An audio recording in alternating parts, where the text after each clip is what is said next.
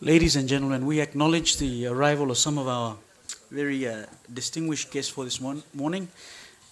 We're calling them our pioneer legislators, and we have a few of them in the room this morning.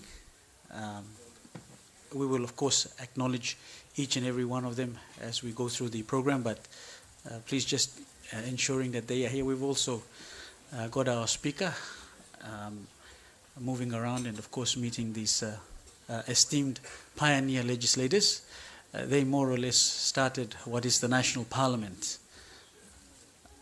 It was the third House of Assembly, and it became the first National Parliament. And today we celebrate the 41st anniversary of that first National Parliament.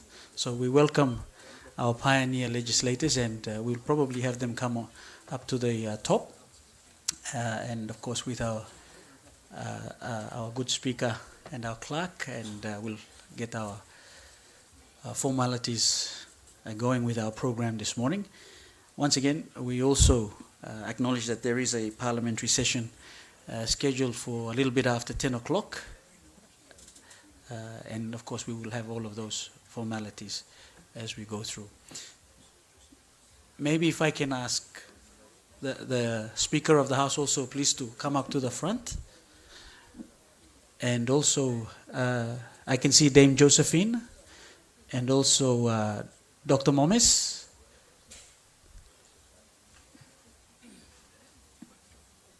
If I can invite you up to the front table here.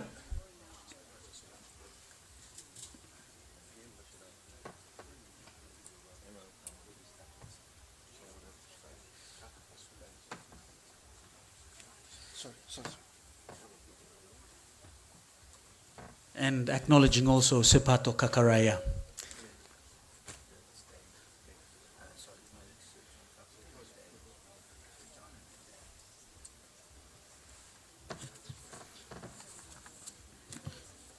Just so we're aware who some of our pioneer legislators are, Sepato Kakaraya, Dame Josephine Abijah, Dr. John Momes,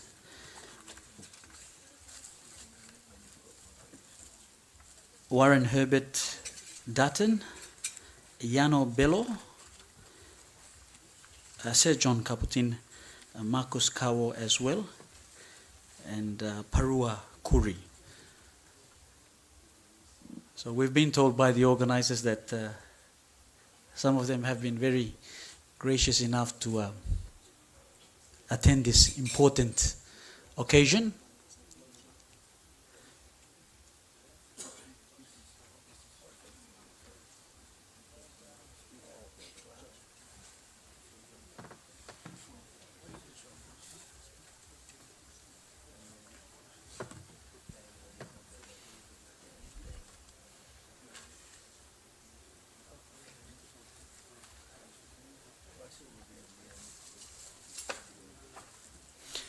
We've also got the current Miss Bird of Paradise, May Hasola, and also the former Miss PNG as well, Miss Singirok as well. Thank you, ladies, for gracing us with your presence as well. And to all of you, our parliamentary staff. And also, if you see around the room, the young people who are the finalists in the National Essay and Poem competition. They represent the different regions. Some have come as far as the highlands of Papua New Guinea, the New Guinea Islands, and even the Mamasa region. So they're representing their schools. We'll also acknowledge them as well. Thank you to our young children for taking part in this competition as well.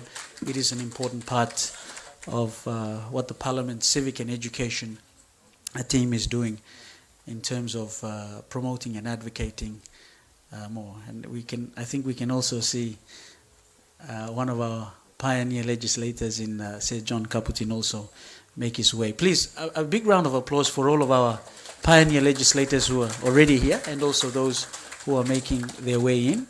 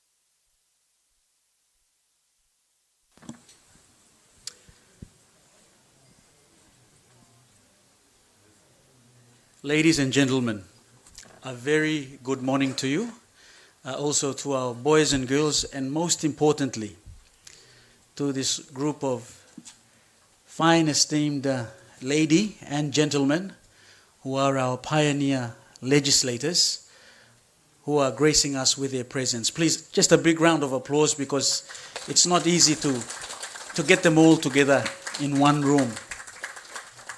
And we will acknowledge who they are as we go formally through our program. It's a momentous occasion this morning, and it's my pleasure and privilege and honor to be here with you. I'm Stephen Masse. I work with the NBC, and this morning our broadcast is also going out through the National Broadcasting Corporation radio medium. So good morning to all of our radio listeners as well. The 41st anniversary of the National Parliament is something that needs to be celebrated, and of course it's an important one that's being celebrated in this 50th year of Papua New Guinea's independence. So we just take a moment to think about that in context.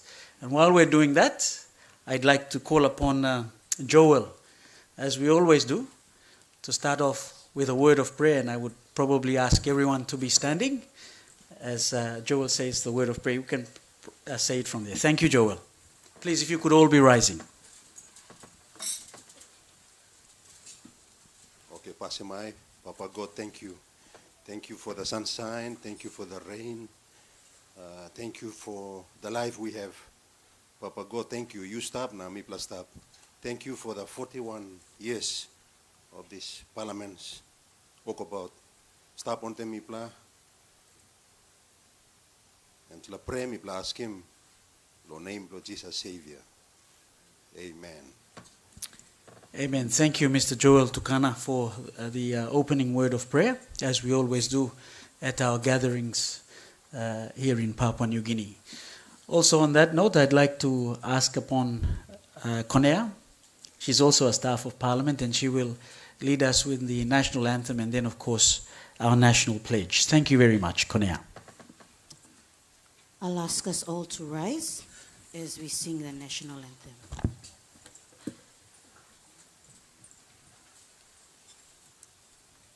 Oh, rise after 2, 1, 2.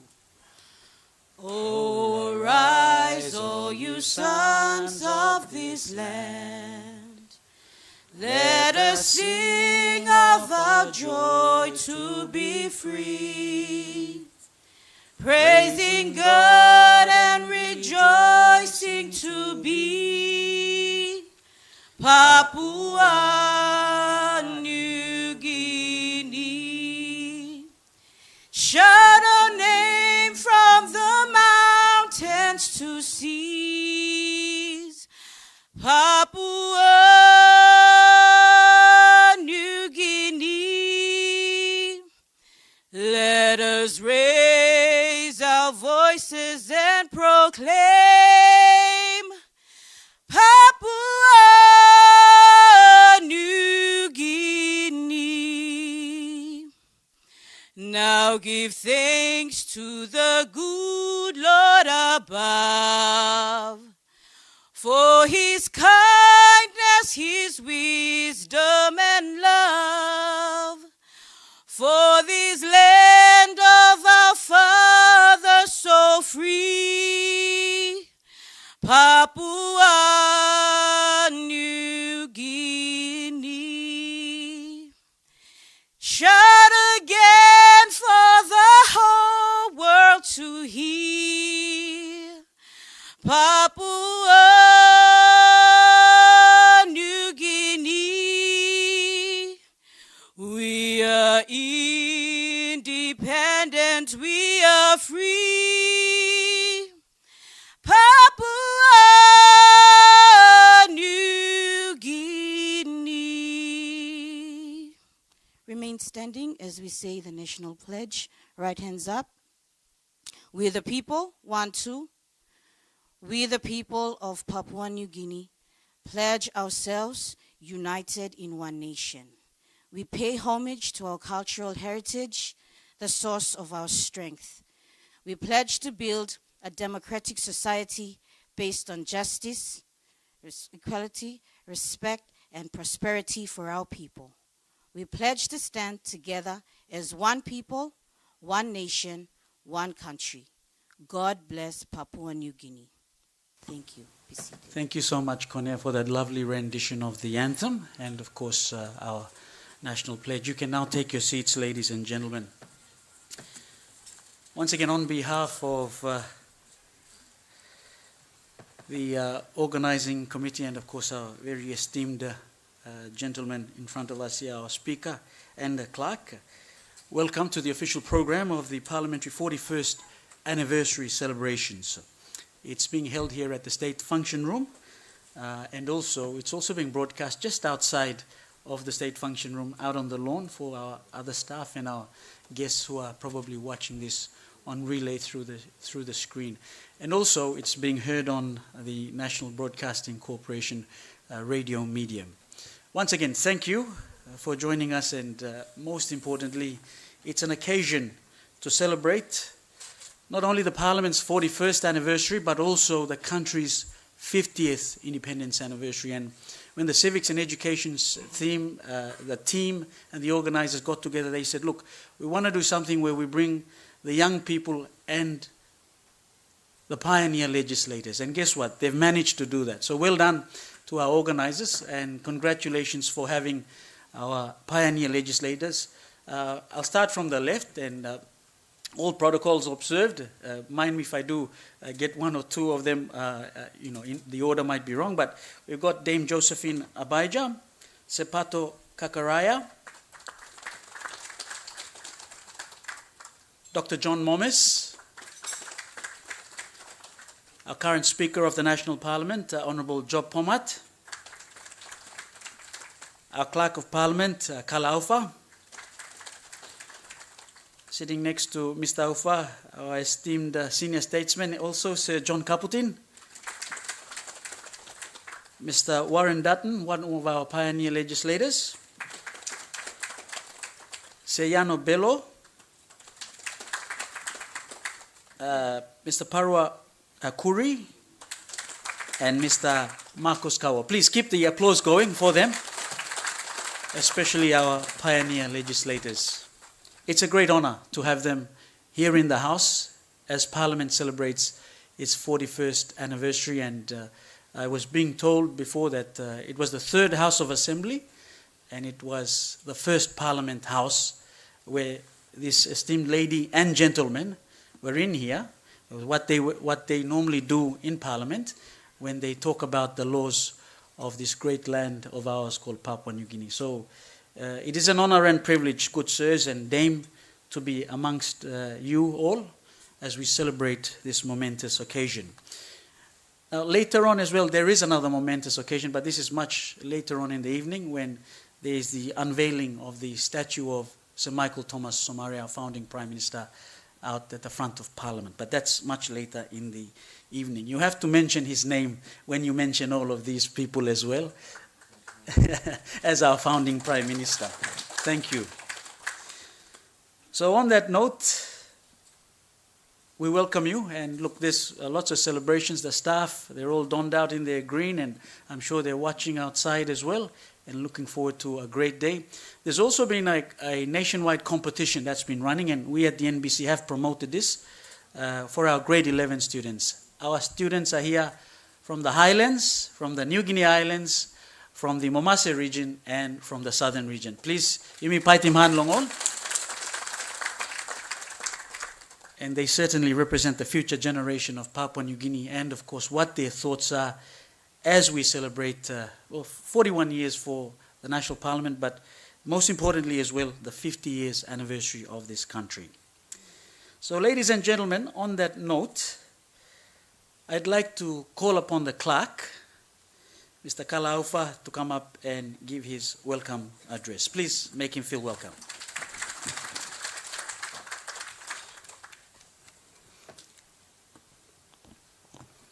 Good morning.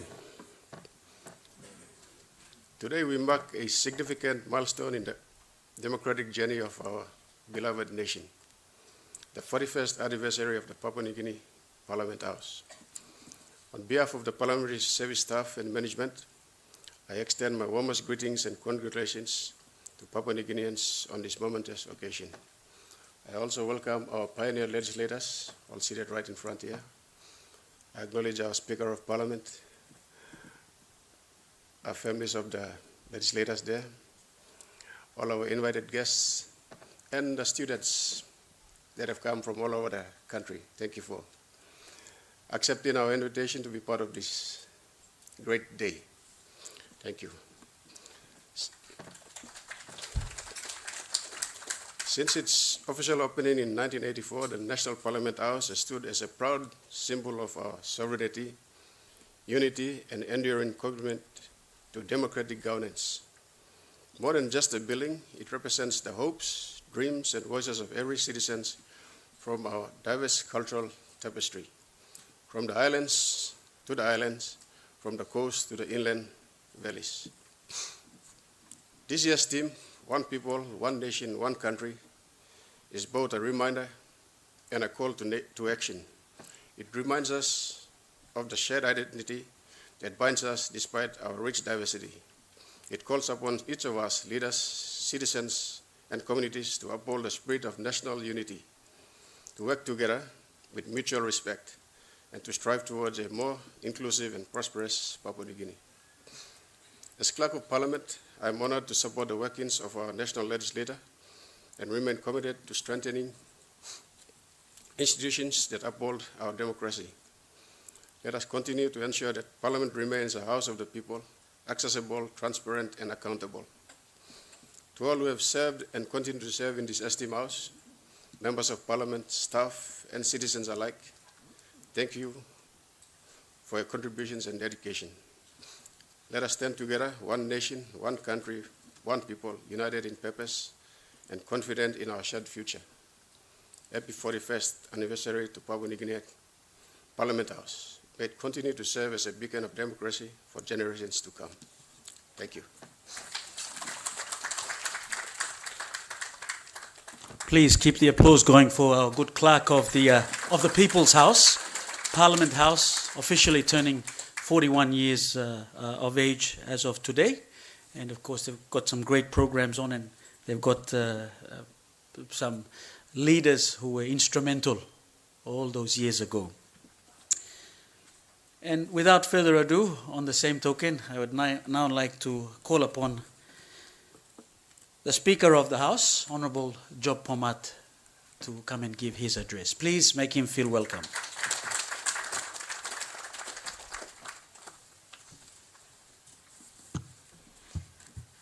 Morning, Olgata. Lo desladei tete migat big plahama mastro. Lo lukim, especially all former members of Parliament who sat all been stablo this time Parliament and me lo namo on time. Lo come sit down here and I'll grace him you me. But me kandim name long all. Said John Caputin. And former member of Parliament, Rabal Open, M2 and me man where me co-founder of the Melanesian Alliance Party. Grand Chief Sir John Momis, former member of Parliament of Bougainville Provincial and former President of the Autonomous Region of Bougainville. Dame Josephine Abijah, former member of Parliament, Milne Bay Provincial, and first female member, Mary Member of Parliament. Se Pato Kakaraya, former member of Parliament, Wapan Manda Open. Parawa Kuri, former member of Parliament, na Day Open. Se Yano Bello, former member of Parliament, na Kagwa Erabe Open. Marcus Kawo, former member of Parliament, na Usino Bundi Open. Na Warren Dutton, former member of Parliament, North Fly Open. This la name is a harem time young blamaniet na now to sol. And first time lo mila look mem na holy man blown in person. Holy talk live one. Me too like look sabe lo this la morning lo you all important guest lo me. Yumigat one bla Mary stop current Miss Papua New Guinea. Na narabla two stop been former Wanemia. Yeah, Miss PNG too. So two play stop come grace Yumina. You blah all our play come, and especially all young people, the students where you blah come. Thank you, you blah come, Lord, grace him this location. Lord, it's la day today, 41 years ago. Me bin young man. Mixing balus lo Arawa. Me go spend him one night or so because me like look him Arawa. Also story pango na mine Arawa. So me just go one day from Manus na go. Na me go look him. The next day, me mas kisim balus na kala Mosby. Time me like I'm balus late na kamabinun pinis na Prince Charles who's now then King Charles III. Open in Parliament pinis. Sit down la balus not knowing, not even in my wildest dream, that one day I would be sitting on the most important seat in Parliament. But today here I am officiating, becoming the Speaker of the 10th Parliament and the 11th Parliament. So today, before me go talk to me like pass him apology belong, Prime Minister. I may not come on me today, but then by stable evening program. Mami kanim talk place ya lo talk place floor narpla talk place limim talk pisin me lo kanima. Today, as we gather with pride and unity to celebrate the 41st anniversary of the official opening of the National Parliament House, a powerful symbol of our democracy, identity, and national unity. This year we reflect on the theme, one nation, one country, one people. It is a timely and meaningful reminder that despite our many cultures, languages, and regions, we are united as one people under one constitution, one flag, and one parliament. Our Parliament House, opened on the 7th August 1984 by His Royal Highness the Prince of Wales, now His Majesty King Charles III, was built not only as a place for decision-making, but as a house for all the people of Papua New Guinea. It stands at the heart of our nation, a place where our leaders, elected by the people, come together to debate, legislate, and shape the future of this great country. For over 4 decades, the National Parliament House has been more than just a seat of government. It has been the stage upon which our young democracy has grown.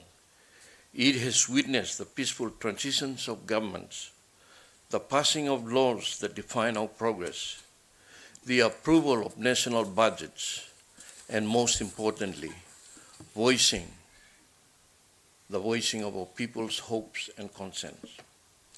As we celebrate this 41st anniversary, let us recognize Parliament's crucial role as a guardian of democracy and as a custodian of our cultural and national identity. The architecture of this building reflects the strength of our traditions and the spirit of our people. Each carving, each design speaks of the 1,000 tribes that now work together as one nation. Thousands visit this building every year. Students, citizens, and international guests, each one gaining a greater appreciation of the richness of our democracy and the importance of their parliament. We thank the parliamentary services who continue to care for this national treasure so that future generations may also walk these halls with pride and understanding. Let this anniversary remind us not only of how far we have come, but of the work still ahead. Let it inspire us to strengthen our democratic institutions, respect the rule of law, and ensure that our parliament remains a true house of the people. We are one nation, one country, one people. And together we will build a future that is brighter, fairer, and stronger for all Papua New Guineans. On this special occasion, I wish you all a 41st anniversary of our National Parliament House. May God bless our Parliament, and may God bless Papua New Guinea. Thank you.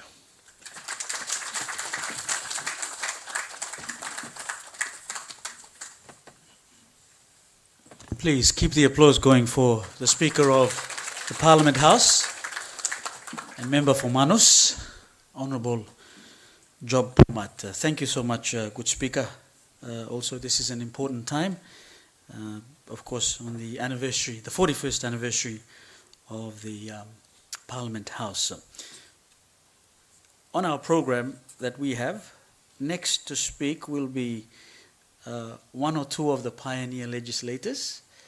And just before I call them up, just acknowledging those who have made the sponsorship for this event also possible. Plumbers and Builders, Digital Billboard, Mondik Pili Finance, ProPest Control, and Bismill Trading. Please, Paitiman Longol, sponsor Bilong Yumi. So I'd now like to call upon Dr. John Momis to say a few words on behalf of the pioneer legislators, and if there are others, maybe one or two others who might want to also say something, please feel free to do so. Please, a round of applause for Dr. John Momis.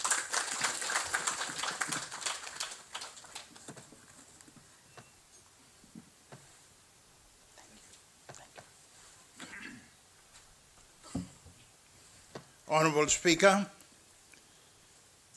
former members of Parliament, colleagues, students, and others. It is a great pleasure for me to be here today in your midst as we celebrate the 41st anniversary of this House. Politics is the noblest of sciences in the natural order, because it is through politics one can do the most good, and vice versa, through the abuse of politics one can do the most evil. Ol narapla walk, doctor, pilot, judge, olo sabiman, emoli walking good plus something, ol halivin one plamanta so, some group so. Parliamentarians, elected leaders, are servants of the people, and when they pass laws and policies and make systems, democratic systems, create institutions, they serve the whole nation.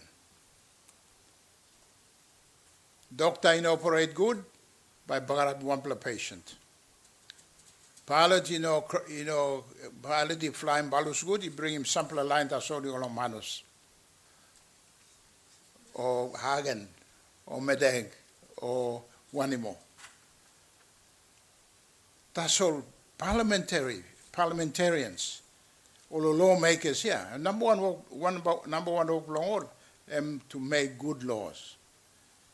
If you make good laws, the good laws will protect and serve the whole nation, everybody in the nation, irrespective of who you are. So the importance along this institution. Nami hamamas, don't come stop one time before today. This la talk here. Plani mani no clear to us. Only thing Parliament but no cowboy. No Parliament, you mark mano Mary, and we got commitment and we got principles to serve. And how do you serve? By making good laws, good policies, good institutions. Good black constitution, belong all get a man. So if you really want to serve everybody in Papua New Guinea, good plan or mark him good plan man, and through that good plan man, you will serve everybody. So I'm talk below me, long talk all same. Politics is the noblest of sciences in the natural order, along this la ground. Long supernatural order, yes, walk along or pattern, or minister, or pastors. Deal one day more something. important more yet. But in this natural order, human existence, you need him a good law, good system, not something. You work him law no good, you put more with a man. Thank you very much. Thank you, Dr. John Momis, as a pioneer legislator, and as history tells us, one of the people who was instrumental in getting our constitution, along with some of our greats who have moved on. If I can now call upon Sir John Kaputin also to come and say a few words. Please, a round of applause for Sir John, one of our pioneer legislators, gracing us with his presence. Thank you.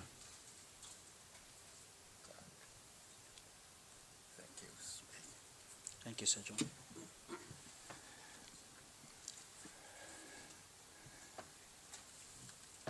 The Honourable Speaker of our National Parliament, Mr. Clerk, my colleague, members of Parliament, both past and current, students, what a pleasure it is to see you here today. Let me call upon you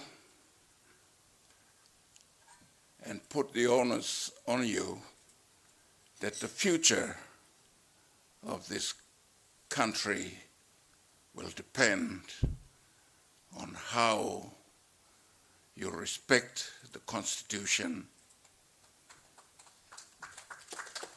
and how you legislate in the future for the well-being and the welfare of our people.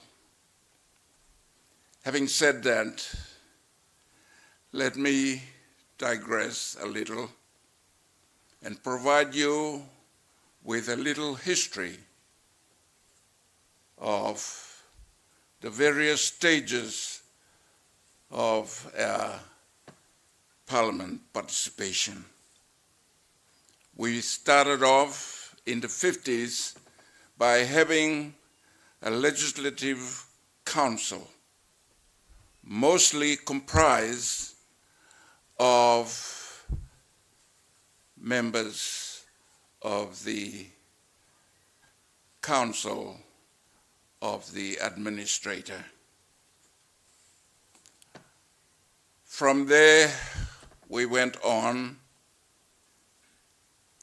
to become the House of Assembly. We then saw participation by our elders who were elected to represent the various parts of our country.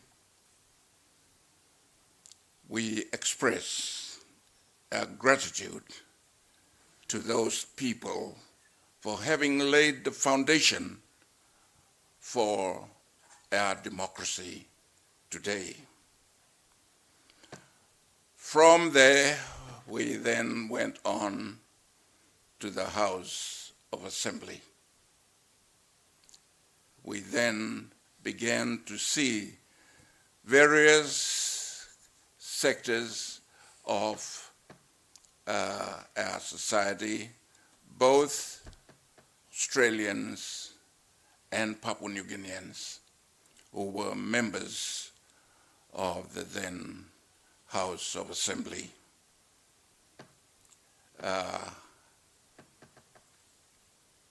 In 1984, we then, as we've heard from the Speaker of the House of Assembly or the National Parliament, this Parliament was opened by the then Prince Charles, now King Charles III. This building was designed by architects and workers of the former Department of Works, and it was led by Cecil Hogan, the chief architect of the then Department of Public Works. When the designs came out, presented, our former speaker, Barry Holloway, was then the speaker, and I was his deputy speaker.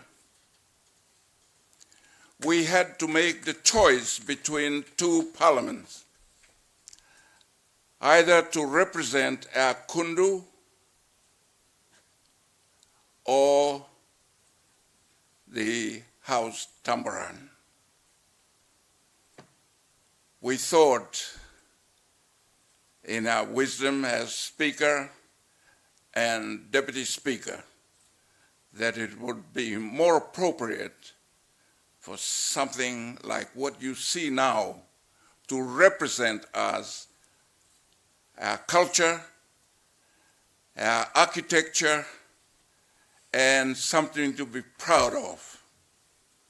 And therefore, between the Speaker and myself, we recommended the House Tambaran to the then Cabinet to approve for future construction. The changes over the years, I will not go to that too much long, but the caliber and the nature of our representation in this honorable House is changing, not only in terms of colors, but also in terms of representation.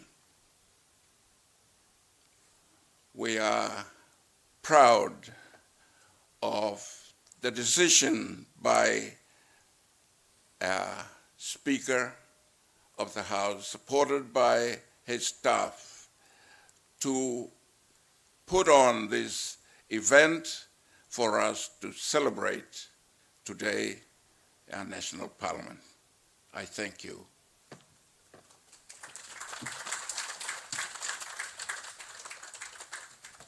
Thank you again to Sir John Caputin,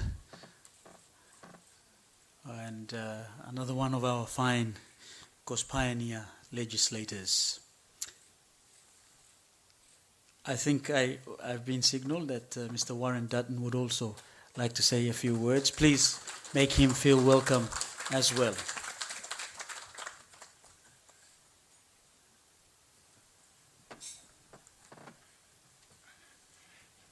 Mr. Speaker, Mr. Clerk, ladies and gentlemen, all my fellow colleagues, I am terribly happy to be here today. Sir John Caputin led me to think about the time when Cabinet was considering the design of this house. We went to an international competition, and notable architects from around the world submitted their designs. But, as Sir John has said, we chose the design done by our own Department of Works. I was actually in Sir Julius's cabinet when we had to make the decision. It cost us a lot to pay the prize, the person, the architect who won the prize but didn't get to build the building. We had to pay him compensation, but it was well worth it, because this is definitely our house of Papua New Guinea. I personally was a tour guide for the years of its construction. I don't know how many people and friends I brought to show them our parliament being built. Okay. And the result is one of the finest parliament buildings in any new nation.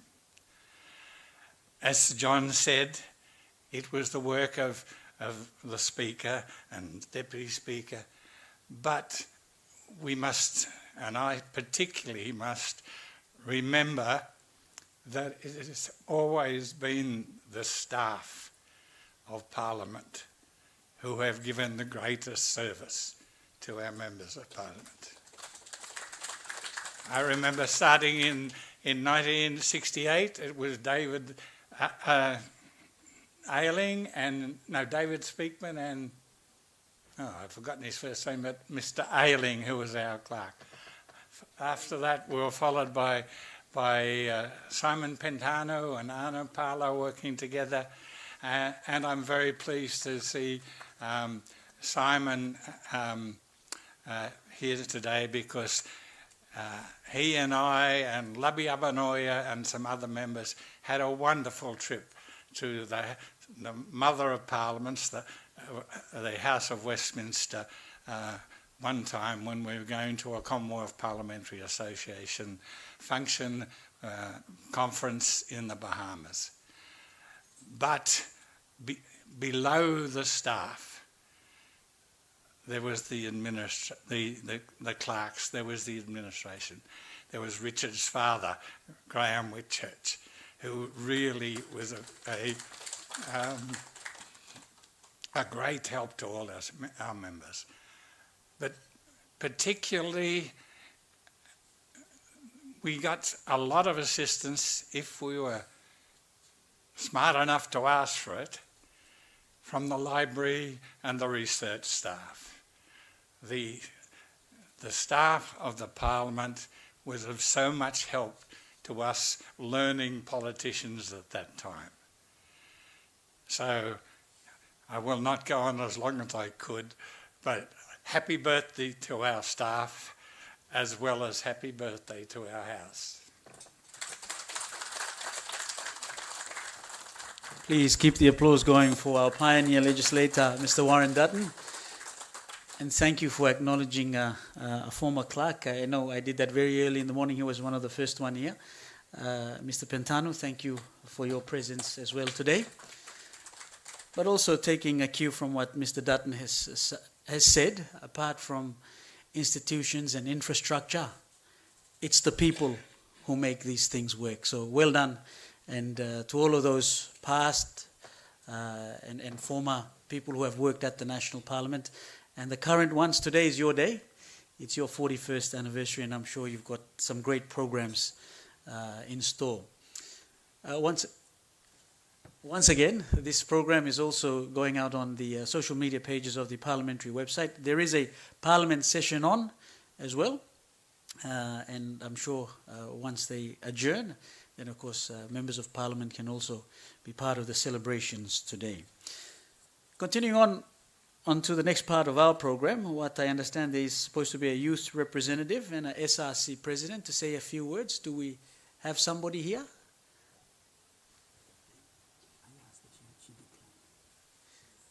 Yes, we do have someone. Also, just for the record, I did ask Dame Josephine Obaija to say a few words, but she has politely declined. So thank you through Dame.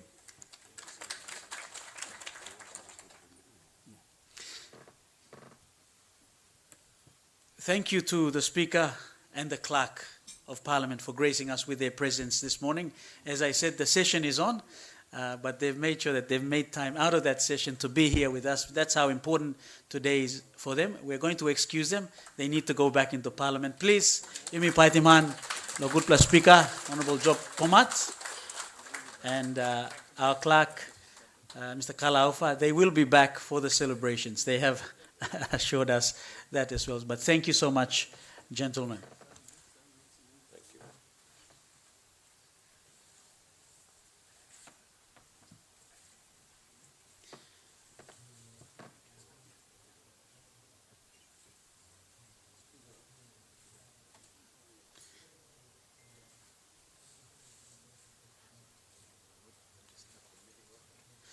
So while we acknowledge the Speaker and the Clerk, once again leaving the State Function Room, one of the Deputy Clerks will also sit up here. And of course the formalities will continue. But thank you again to Honourable Job Pomat and Mr. Kalaufa for gracing us with their presence for this formal part of our program this morning. An important part of it is also, as I said, later on in the evening with the unveiling of the Sir Michael Thomas Somare statue in front of Parliament, but that's much later in the afternoon. Once again, ladies and gentlemen, boys and girls, it's my pleasure to have you be here witnessing the 41st anniversary celebration day at the State Function Room of the National Parliament. And once again, this event is also being broadcast through the social media pages of the National Parliament, and the earlier part, of course, also on the National Broadcasting Corporation's radio medium.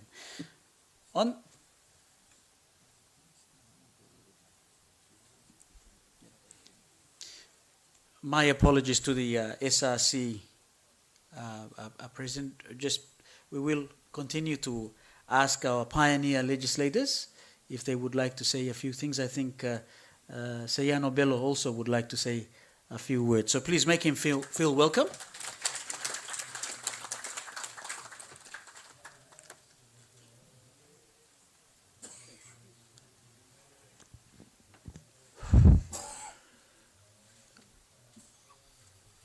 Thank you. I think Speaker of Parliament, he got finished, and Clerk of Parliament, he got finished, and all get a workman from Parliament.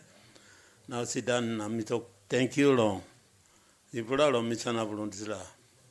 Now, me like talk thank you, long. All leaders from Milo, all parliamentarian, all got me president, so some ambassador, Mary and before him being lead long for this. Now, I walk on them long and stop. Me come from 1968, long parliament, second parliament long this long, Papua-New-Guinea. To me yet me no got English now, me no got stable long education, that me lead up long place, long village, or begin me na me come. Time is on up one them Somali government sit. Me start 1973, me minister, assistant minister works in supply and housing. Time independent come, me minister works in housing and supply. Now time me start in that and some Clerk Blomi and Mr. from Parliament, Mr. Eli na Anapala, there's a member now, minister. Now Crime research na sambla workman staff. So we will work on them inside long House for Assembly from Mipla. So Mr. Vincent Mipla, some moments na all some captain or strong leader from Mipla stand up strong writing constitution from this country. Long sit down na boom long Papua-New-Guinea. It must one people, one country, na one house line. Now, time this Parliament House, design from this Parliament House, and me minister works in the supply na, and more Karim Gamma office from me. Or Karim Gamma, me looking this design. Me and Minas are one of somebody staff inside on this design. Me looking more Rogona, Sambla Kunduna, or some people on country straight and me staff inside. Now, me talk, I think I'm a good problem, Papua-New-Guinea. Me might sign him in this design.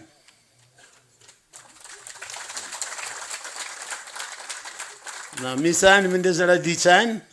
Now, me sign him along, I'm some captain, Clerk, Speaker, and all over me go come along, and I'm talk to me got him go to NEC. Me, NEC member on this time too. Me minister works. So, one was something, building now, all this me lose in 1982 now. Me go finish and beyond all starting working house. Now time me like him independent, me put him current state long flower long up there for long parliament stuff long. na mi bla go sim independent of the area. So now mi bla much long till the new parliament bla you don't Papua New Guinea I'm walking bro bla you don't this country. Me am much long bla you bla come inside na sit down on this la boom long looking this la new 40 years bla you don't Parliament House. Na you bla come support na sit down na me am much you bla new line bla country me this la country na. You will know the leader from the country, and I am much strange circumstance. Now, Walkman from Parliament to me talk, thank you. Now, this Parliament, I mean, unity from me from Papua New Guinea, and me serve in charge on the Parliament. Constitution, and man who said, me right to me, and this is our Kanaka, me Sindania. You brought Sabin Manginas. Sabin member must look at him this law, constitution from me in charge on the Parliament.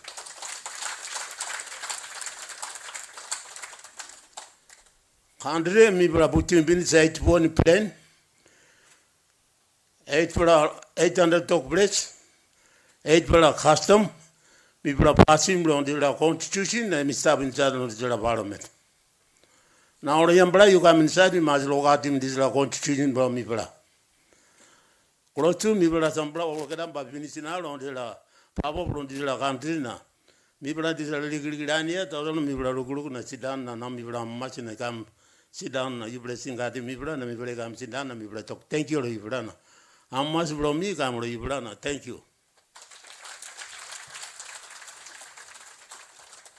Please keep the applause going. Seyano Bello. The great thing about our democracy and our constitution, which some of the architects of them are sitting in front of us, have put together, it gives each and every Papua New Guinean an opportunity to represent their people on the floor of Parliament. So thank you, Tro. Thank you, Seyano Bello, for those kind words as well.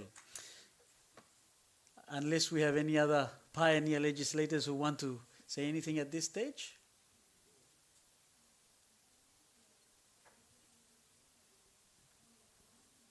I think we'll pass the microphone to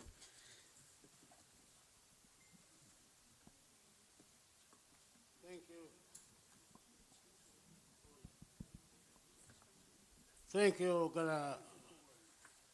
all member belong Parliament, all students belong of country, Papua New Guinea, all workman belong Nupala Parliament, all boom and them. Now, me name belong me Marcus Kawa, me belong me name, Lo Sinombundi, and mi saplo ramusuga rod plomi bagarap waratait reni kampara pe maga something na mi sapta solo ramusuga wante mo pini na sauki kisimi na mi kerap ngut mi no mo member because this are plus time finish losing the long Parliament na behind na orsiga se mi na mi kerap ngut na now me brother don't come. Now before me talk league, me like thank him. So thank you. Long Australian government, he been kissing you me come, giving you me self-government, na independence. Long some black country, or not be independence na self-government quick. So Australia government, harem talk below me bro. Now, only give me self-government and independence. Now, Somare and one man, strong man, it go pass long this last time, me sub member long House of Assembly in a Parliament House, Papua New Guinea 16 September 75. Now, along this time, me play stuff. Me thank him. One plan, Mary, and me staff one say me play one mouse so long. On talk from Papua New Guinea, he come up on some of them. And Josephine Rabaisa.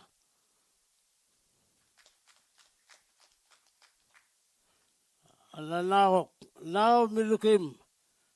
Planning is saying come up long country bro you me. Big fella saying come up. That's all 1 plus something, that's all me look him. And me no straight long me along outside now me go stop long place na me look him. All members of parliament before me come to meeting, you go direct to place, now organize them all before boom, now talk to one them all people, how government blow me run. Now government blow me kisi one them something come long country blow me explain him through all people, no understand him. Now on this other time, by looking all member, plenty member, I mean, no have much wrong all because all gonna, organize one them all people, work boom one them all people. Talk something wrong all the government is saying it's awesome. Put him one them kind of low blow country, play me must behind him. Now, make him, now, Australia government, elusive you me go finish. Now, me play director, I work him. Something we will fail him. Something we will fail him because law and order, a before example, law long country play you me shall fail him. Before time long Somalia Julius government, me walk boom one time.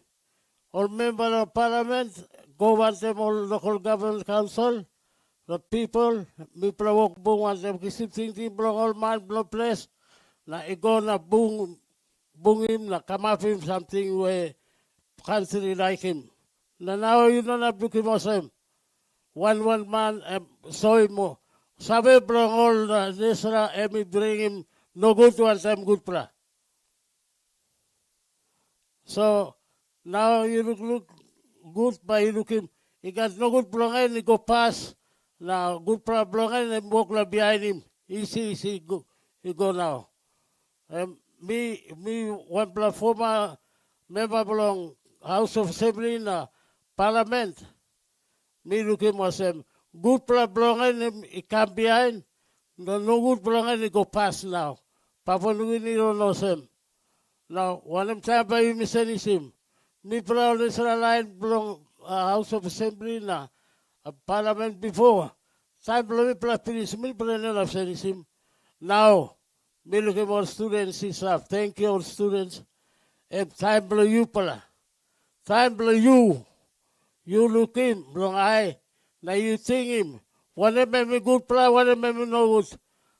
Australia government give him good pressing thing. You hold him this land around him. Some country knows him.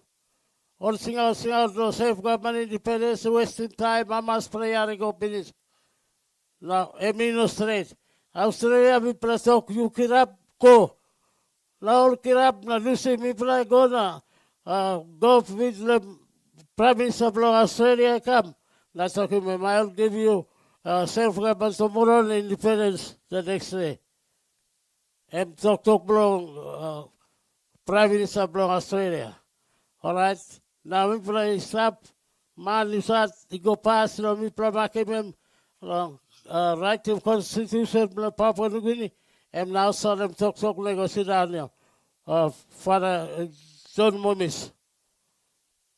And go past right to Constitution, Papua New Guinea, but come up or same on them. No good plan by a sap or same on them. Good plan by me behind him or same on him and more. And he come on it long, John Momis. Now, a man blow right to Constitution. Now, you walk long behind him, or you mean brook him this law for Papua New Guinea. Big money and outside talk him all right him. Now, people belong talk yes, no. People look him, so for talk belong all in your straight, na come up long Parliament House, me break up, no. Bring him this and I go back in the committee and talk na straight him, amend him. Something people walk long and walk or same na. Bring him Papua New Guinea coming up now. Me no meleng, no hat one member staff no meleng.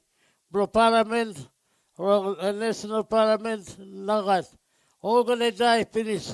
Me one plan, also, man, Mr. Sol, Mr. Blomedeng, Blom, House of Assembly, na Parliament House. Also, na, all pioneer, all member of Medellin, no gat, all looking me, na puli me come, what they will say, alo, I believe, brother, me same. Before I look at the house, me kisim accident on the Sra Road, Bromino, Ramu Highway. Now, the Sra Road, Ramu Highway, because regional member Blomedeng, say Bruce first, it got a cattle project, Namel on the Sra Road, that's why me also planned it on the Sra Road, me blow the Sra up road, they go in up sound. Me bosim the electorate and usino budi me look at him. So planning member support him, no me build him this road he come and up na join him water rights. Now connection is up. Now by you look good now, all walk long road, all walk long. Sugurim me go on Napa province. I mean good thinking, good something. Where open I belong, Narapla place, Narapla place na. Walk massive go boom one time na. Come off him country play you me go ahead. No good you me fail him country play you me. You me talk you me walk him something. Talk low mouse. Na something you me no walk him action one time. Me no good play. So me must finish him sorry. Me waste him time long we play tuna. Thank you, Ibrahim, all students, now, all visitors, now former members, one line, bloody. Thank you, you me all the boon, I saw him face awesome. You me Papua New Guinea. You me no brother of half. You me Papua New Guinea. You me must walk out no country play you me. Country play you me, a master yet, you me build him. You me not talk, you me start him long term. 1975, 75 a master. You will not lose thinking yet. Okay, that's our line students. You now you got walk long. Kiss him this name 75 na go onward. Na come up him more walk. Educate him friendly man Mary. Now sawe bro you mean a Papua New Guinea. A man said come up him here, blow country play me and we stop finish. Father John Momis. Now, me for one staff. Madang, you know, the best for Madang, all the day, please. Marcus Rason staff. Thank you. Please keep the applause going for Mr. Marcus Kawo. And earlier on, of course, we had Mr. Warren Dutton, Sir John Caputin, and also Dr. Momis, as our pioneer legislators, say something on this 41st anniversary of the National Parliament of Papua New Guinea. Thank you. Thank you, good sirs. I now call upon the youth representative and the SRC president to come up and say a few words. Please make him feel welcome.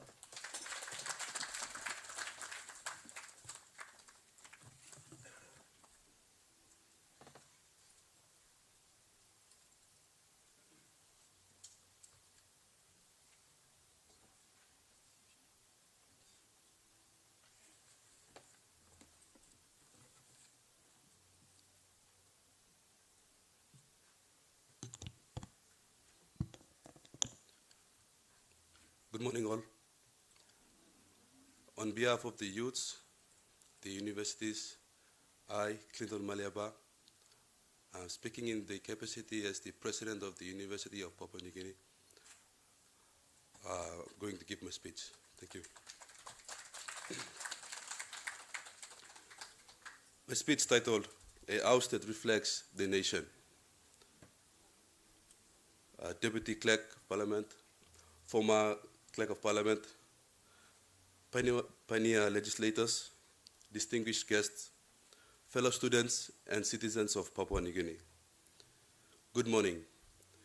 It is both a privilege and a profound honor to stand before you today as we commemorate the 41st anniversary of our national parliament. A building that is far more than carvings and architecture.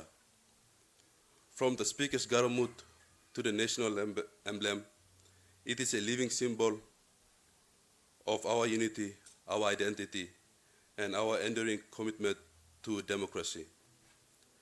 Since its official opening on August 7, 1984, by His Royal Highness Prince Charles, now King Charles III, this house has stood as a beacon of government and cultural pride. Designed by Cecil Hogan, its architecture draws deeply from our traditional Melanesian values. The carvings on the building show the unique cultures of each province, reminding us that even with our differences, we are united as one nation. Today, as we gather to celebrate the milestone, we also pay tribute to the visionary leaders that laid the foundation of our democracy. Among them is the late Right Honorable Grand Chief Sir Michael Thomas Somare, whose life-size statue will be unveiled today. His legacy as our founding Prime Minister continues to inspire generations. We are also deeply honored by the presence of our 8 pioneer legislators here, whose contributions have shaped the very soul of our parliament. Their presence here is not just ceremonial, it's a powerful reminder of the values we must carry forward, which is service, sacrifice, and vision. As students, we are proud to be the part of the celebration. Through the National Essay and Poetry Contest, the students will be reflecting on the meaning of Parliament House and legacy of our leaders. Today, the winning entries will be sealed in a time capsule to be opened in 2075, when Papua New Guinea celebrates its 100th year of independence. Let that capsule be a message to future generations that we remembered, that we honored, and that we believed in the promise of this nation. In closing, let us recommit ourselves to the ideals that the House represents. Let us honor the past, engage the present, and shape the future with courage, with unity, and with pride. Thank you, and may God bless PNG.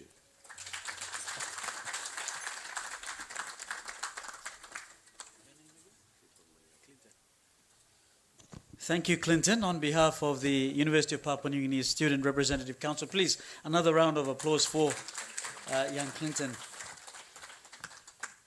So we keep our program moving. Look, also part of the program, we've got groups, I think performance groups, they're all outside. And of course the performances are going outside. We're just going through the formalities of our speeches. And thank you to everybody who's got up and of course said something this morning. We now come to our first poetry recital, and right after that will be our essay reading. So I believe we have someone who is scheduled for our first poetry recital, one of our students.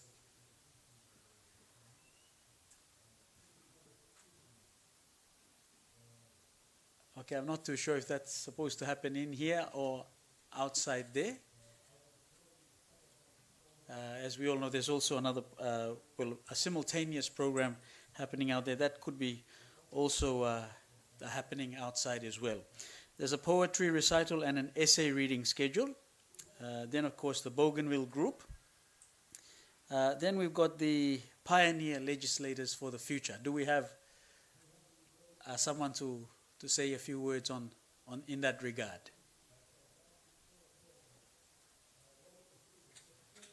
No, not at this stage. So we'll continue moving. So I would assume some of these programs are happening outside. Our next speech, then, if we go right through, we have Miss May Hasola, the current Bird of Paradise, Miss Bird of Paradise, I beg your pardon, 2025. May, if I can ask you to come up and say a few words. Please make her feel welcome.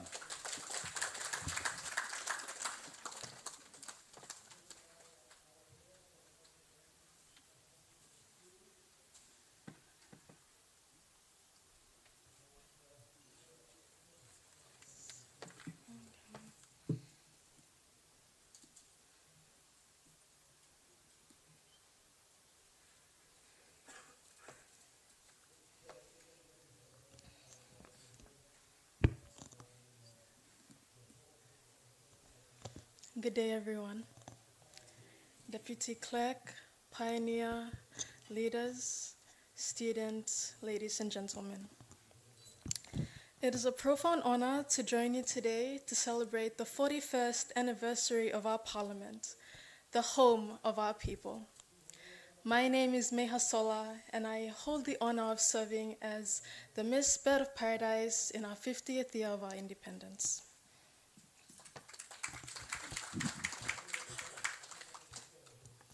Before today, I had the privilege of visiting this house and being taken on a tour. Walking through its halls, I was able to see and learn how every part of this building tells the story of Papua New Guinea. It gave me a new appreciation for how deeply this parliament reflects the origins, identity, and spirit of our nation. Our Parliament House is not merely a structure. It serves as a vibrant emblem of Papua New Guinea.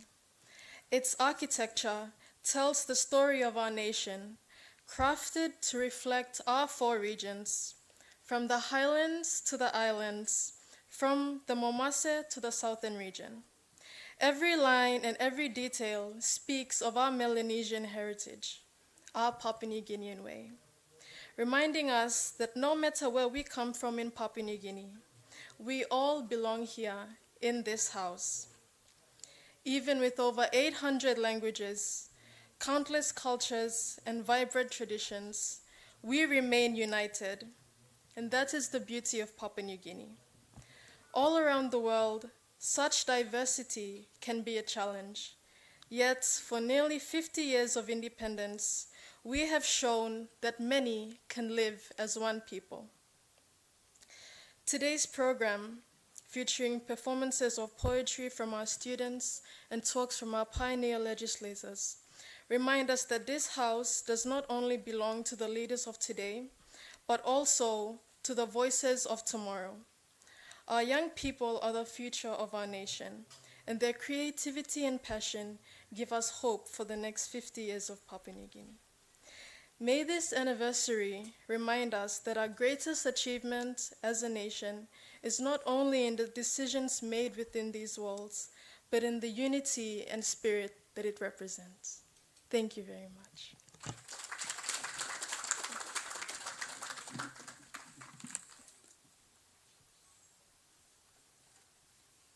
Thank you, May Hasola, our current Miss PNG. Please, a round of applause and an appreciation from a young person, especially about what this house means to the people, to all of the people of Papua New Guinea. So, ladies and gentlemen, I think on that note, apart from the cultural groups who I understand are performing outside, and I think we've come to the formal part of our program. Part of it was to have a listen to some of the essays and probably the poems. I'm not too sure if we do have one or two, but of course those poems and those essays will be judged. There's a judging panel somewhere within the room, and they will judge all of our students' work. The students once again have come in from the 4 regions: the southern region, the Momase region, the New Guinea Islands, and the Highlands region. As far as the Highlands region as well, schools like, I think it's Notre Dame up in Mount Hagen, and I think Tusbab in the Momase region, and Lay Secondary School, and even out in Hoskins in the West New Britain province, and in Maprik as well, all the way in the Sipik. So students, thank you so much for representing the length and breadth of our country, and of course our very own from the southern region here, who have also been judged and being assessed on their essays and, of course, their poems. So on that note, ladies and gentlemen, I think we are good for time, and we'll probably have a break for lunch, and then I think there's a program also in the afternoon, and then we'll have the closing by the Deputy Clerk. Of course, the awards ceremony. We will all be told who has actually taken out the awards and those prizes, not only to the individuals but also to their schools, the schools that they represent. and then we'll have a closing prayer. And after that, a couple of hours later, we're all back here this evening about 4 o'clock or 5 o'clock in the afternoon for the unveiling ceremony of the statue of the late Right Honourable Grand Chief Sir Michael Thomas Somare, happening this evening here at the front of Parliament House. You've all been a very gracious audience. Thank you so much. And if you want to partake in some of the celebrations that are happening outside, please feel free to do so. Otherwise, the lunch will of course take place. Just a quick 5-minute recess, and then I'll come back.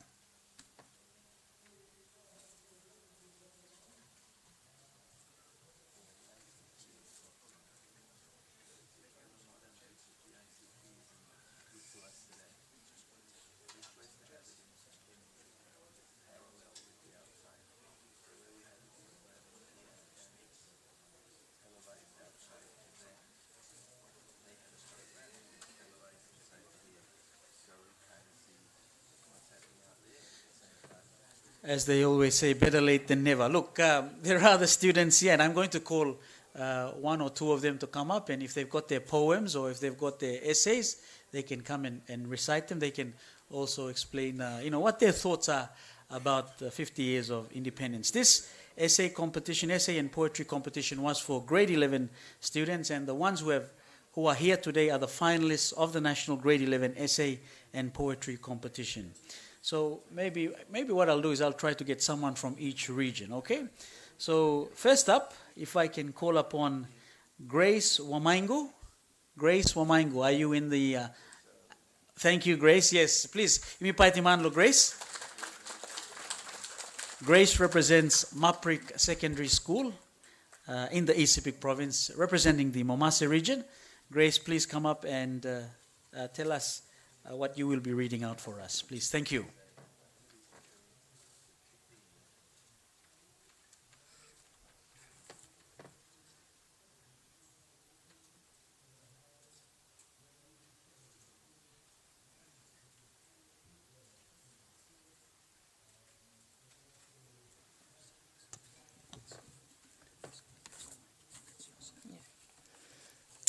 Thank you, MC.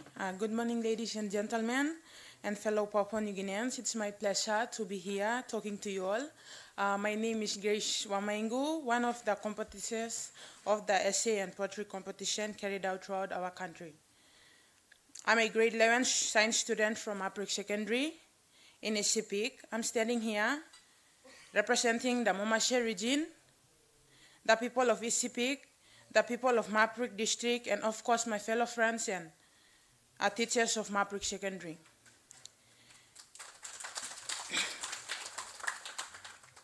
Before I proceed on with my essay presentation, I would like to acknowledge the presence of the following audience. Unfortunately, our honorable speaker is not here. So the parliamentary clerk, the ministers, our pioneer legislators, the presence of our Miss PNG and our former Miss PNG, the provincial education advisor, senior standard officers, the school principals and the board of governors, teachers, elders, and also our parents. The theme for our essay is, what does independence mean to you, and how do you see PNG in 50 years' time?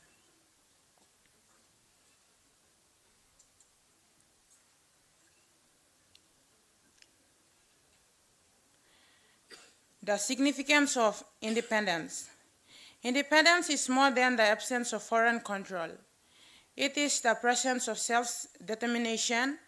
It is the power to govern our affairs, to make our own mistakes, and to graft our own victories. Independence is the foundation upon which dignity stands.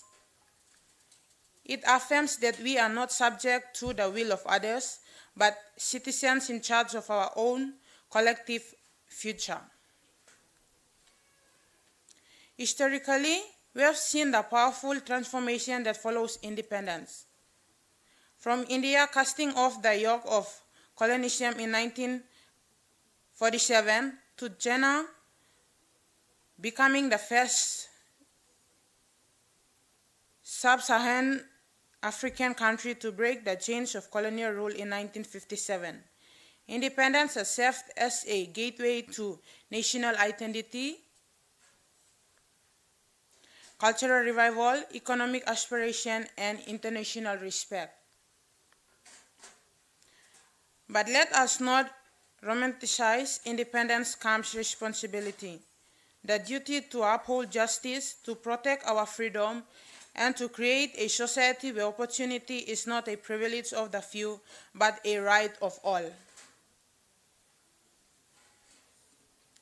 The title of my essay is The Significance Behind Independence and What the Independence Will Bring to Our Future.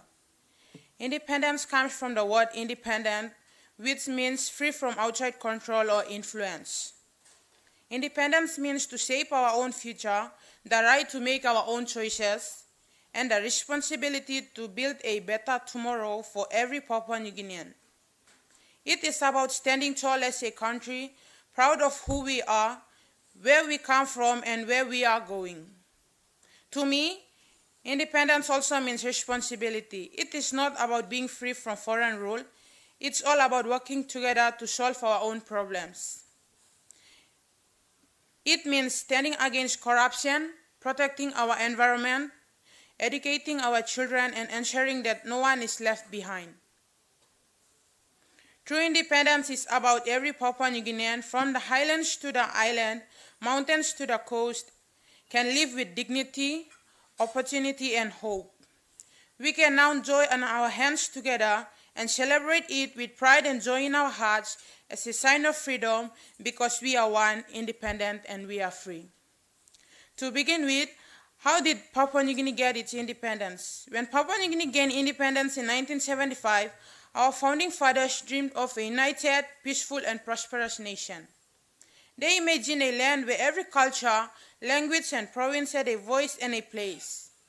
Independence gave us the opportunity to govern ourselves, to celebrate our unique identity as the most culturally diverse country in the world. At first sight, we have a special clothing designed for the celebrities of PNG independence with difference of its colors, which is red, black, yellow, and white, with its significance with a bed of paradise and stars past the date of independence and the phrase, God love PNG, one people, one country. How do you think this clothing and phrase will reinforce Papua New Guinean thinking? What do you think is the purpose behind the creation of clothing? What does it tell you about the attitude of the people towards independence? Well, to answer the questions, the following specifically designed for the day, especially to showcase that we are proud to be an independent nation, and it is one portray the true identity of an independent country. We are citizens of Papua New Guinea. We are one people, one nation. We are proud to stand with our flying colors and thank God for those who contribute towards our independence. It makes us all feel we are one, united, and gives us the feeling of oneness.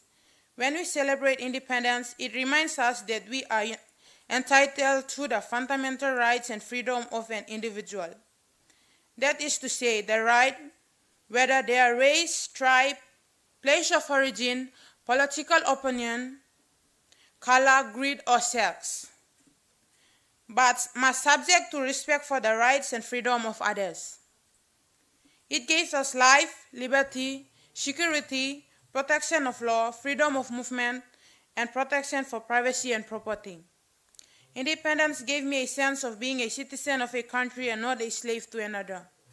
As a Papua New Guinean, if I see independence as a way to excel, then why don't I try doing it? Being a minority race doesn't mean being a minority achiever. Therefore, it gives us the freedom that we have wanted, the freedom to make our own decision, to education, and to many more that will guarantee the nation's prosperity. Papua New Guinea is a unique nation of its own with over 800 languages, many tribes and cultures of the 22 provinces, with many natural wonders and lots of natural resources found on its soil. If we make use of what we have for the benefit of the country and not 1%, then doing what is right today, we can and we will lay the groundwork for better tomorrow. We cannot wait for people to change us. If we want change, we need to start doing it now. Papua New Guinea would be developed in 50 years' time if we start pouring the money we have now in our heads, not mouths, meaning providing better education for future generations. We cannot be too organized for our future. Life is unpredictable. Things change and people also change. Therefore, we must work for it rather than dreaming and planning for it. We must stop too much talking about change and let our actions do the talking. As I look into 50 years in the future, I see a country that is strong, united, and thriving. I see Papua New Guinea, where every child, no matter where they are born, has access to quality education and healthcare. I see modern infrastructure connecting our people from roads and bridges to internet and clean energy. I see local businesses growing, industries expanding, and a diversified economy that no longer depends only on mining and export, but also drives through agriculture, tourism, technology, and creative industries. I see a country that embraces its cultural heritage while moving forward with innovation. Our many languages and traditions will still be celebrated, but they will also be shared with the world through music, film, literature, and art. I see young leaders rising honest, wise, and educated, leading with the values of unity, respect, and service. I also believe Papua New Guinea will be a voice for environmental justice. With our forests, oceans, and wildlife among the richest on earth, we have both the responsibility and the knowledge passed down from our ancestors to protect it. In 50 years' time, I hope PNG will be a global example of how tradition and technology can work together to care for our planet. In essence, with the Papua New Guinean, we are one people, one nation. Our independence makes us one. If we want change, we cannot be scattered apart. We must come together as one by having one mind and one goal, and that is to develop our nation. Independence gave us freedom to stand tall and fight for our own rights and to show other developed nations that we can and we will develop our nation because we are the architects of our own future. Therefore, how we can use our resources today is what our future holds. We cannot just sit and wait for change, we must work toward it. The only limit of tomorrow is the doubts that we have today. We are the instrument of our own destruction, and therefore we are the answer to the development of our country. In the end, the future of Papua New Guinea is not something we wait for. It's something we need to build together starting today. Like J.F. Kennedy once said, do what we can for our country and not what our country can do for us. On this Independence Day, let us only celebrate how far we have come, but also recommit ourselves to the vision of a better, fairer, and stronger Papua New Guinea.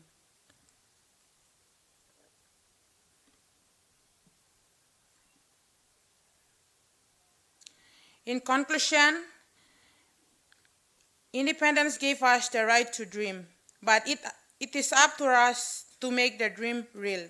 Our children should inherit not just a free nation, but a thriving, just, and dignified one. Let us remember this. Independence is not a gift from the past, but a challenge from the future. Let us rise to meet it with courage, with clarity, and with unity. May we, the generations, and not only inherited independence, but fulfill its promise.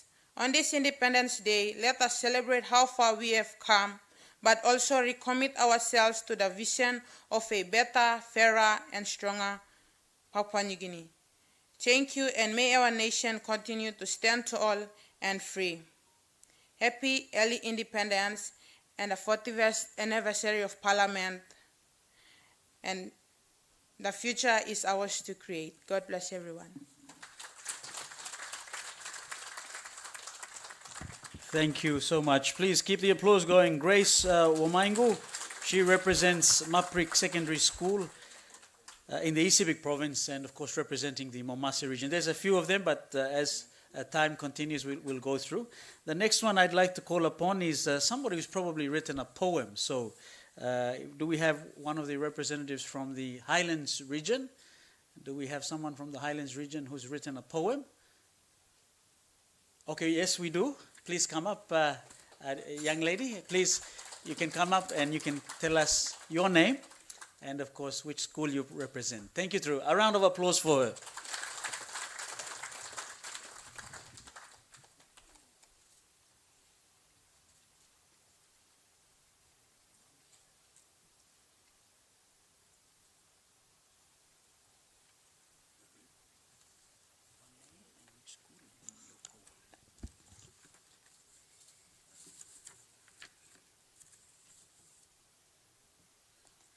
Good day, ladies and gentlemen. It's my pleasure to stand here, and it's my pleasure to see the former legislatives and the former and the current Miss Paradise. My name is Kennelyn Rex, and I am representing Kainantu Technical Secondary School in Eastern Highlands Province. I will be reading my poem about the 50th independence celebration in Papua New Guinea.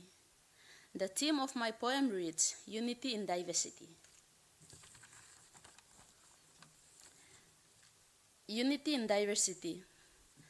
Beneath the sun, a vibrant hue. Across the land, a nation new. From highland steep to lowland vale, a tapestry of endless tale. The Papuan heart, a beating drum, with rhymes old, a spirit hum. From islands small to mountains high, a symphony of colors reaching high. The dancers wheel a vibrant grace, reflecting cultures, time, and space.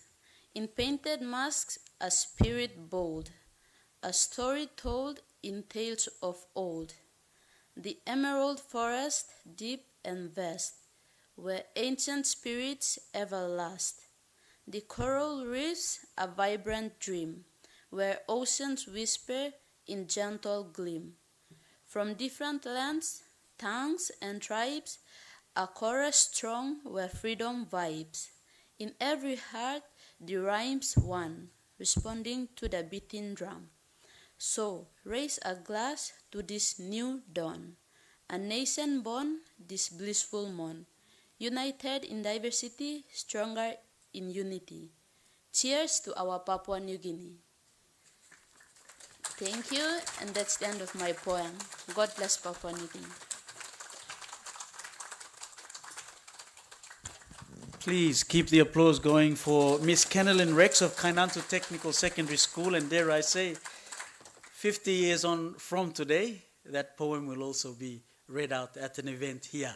Thank you, Kennelyn, and thank you for representing Kainantu Technical Secondary School. We've had two of our young grade 11 students, females, great to hear, and it also gives us an insight into what our young people are thinking about as we celebrate independence. We're all aware there's a lot of challenges, but in poems and in the essays we heard, there's hope there, there's pride, there's a lot of things that we know that we are looking forward to. And I think one of our early pioneer legislators also said it rightly, no one else is going to do it, it's for us Papua New Guineans to do. So on that note, maybe I'd call upon one of our male representatives now, maybe from that particular corner. I'm not too sure which province they are, but whether you've got a poem or an essay, if you could come up, please give us your name and, of course, the school that you represent and whether it's your poem or your essay. Thank you.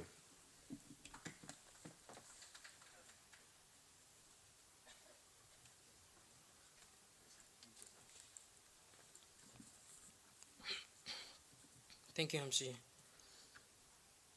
A very good morning to you all. My name is Sally Isari. I am a student representing the Southern region from St. Charles Luanga Secondary School. I will be reciting an essay that I wrote. The title of the essay is Independence, a Symbol of Unity. And it reads, as someone who was born long after Papua New Guinea gained its independence in 1975, I often wondered what it must have felt like for those who stood under the flag while it was raising for the first time. For me, independence has always been the word that carries the meaning of pride, struggle, freedom, and hope.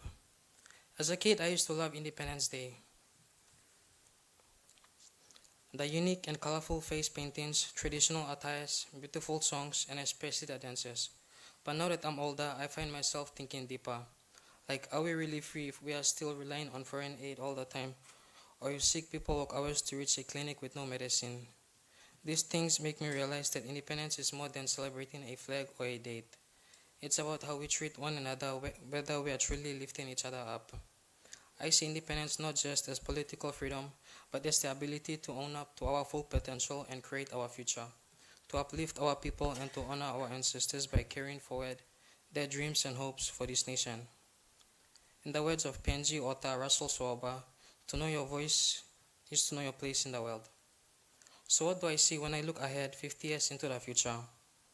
I see PNG as a place that's been through some hard times. The colonial days, Bougainville crisis, the recent Black Wednesday. But every time we get knocked down, we always get back up.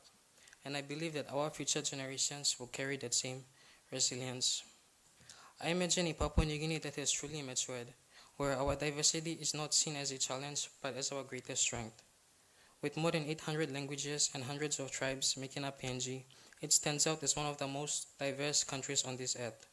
That is something I am always and will forever be proud of.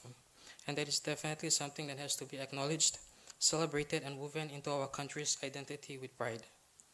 In 50 years, I see communities are still dancing in their colorful bilas, while also innovating with technology and science. I see young children learning not only in English, but also in their mother tongues. I see languages preserved, protected, and passed down generations with care. I see traditional knowledge being used side by side with modern-day solutions, from the use of traditional herbal medicine to renewable energy utilization. To imagine PNG in 2075 is to imagine a country that has truly learned from its past. Our history is one of resilience. From colonial exploitation to civil unrest, from the Bougainville conflict to modern political struggles, we have endured, and each generation has risen with its own strengths. We must also learn to document these great lessons through literature, oral storytelling, and maybe even through films, so that the legacy of one generation can guide and inspire the next upcoming one. Before writing this essay, I interviewed a neighbor, an elderly lady from Manus, about her thoughts on independence. She said independence is only the beginning, not a destination. We didn't know what freedom really looked like. We had to define it step by step. Her words made me realize that nationhood is not based upon a single event. It's a story that we are writing. 50 years from now, our story must be one of unity and diversity. Many times, tribal conflicts and regional rivalries have divided us. But I believe that unity does not mean being alike. It means respect for each other's customs, songs, dialects, and dreams. We need leaders who understand this. Not just politicians, but community leaders, educators, advocates, people who understand that leadership is not about power, but about service.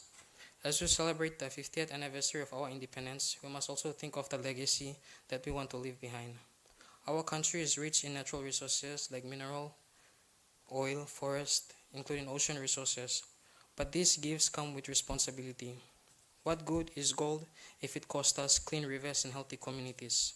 What use is development if it will displace our people? I hope the next 50 years will bring smarter, more sustainable leadership where decisions are made with extreme considerations. I also see women taking up more visible role in shaping our country. For too long, our mothers, sisters, and daughters have been the silent strength of our people and families. It's time they also become the strength that we see in our government, businesses, and nation. Real independence includes gender equality, where everyone's voice is heard and opinions are valued. Papua New Guinea in 2075 must be a place where young people feel hopeful, where education equips them not just for jobs but for purpose.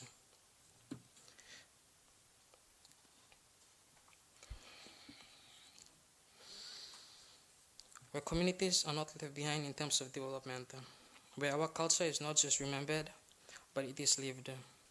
I want to walk through Port Moresby suburbs in the future and see wall paintings and street art that tell our stories, libraries filled with local literature, and schools that teach both modern and traditional knowledge. At the end of the day, I think independence is really about us being fully Papua New Guineans. No copying, just doing things in our own ways. We have a strength that is like the mountains, a spirit that echoes like the Kundu drums, the wisdom of our ancestors, the kind of wisdom you don't learn in books, and young voices that are finally ready to speak for themselves. In 50 years, I want to look back and say we didn't just raise the flag, we lifted each other. Thank you.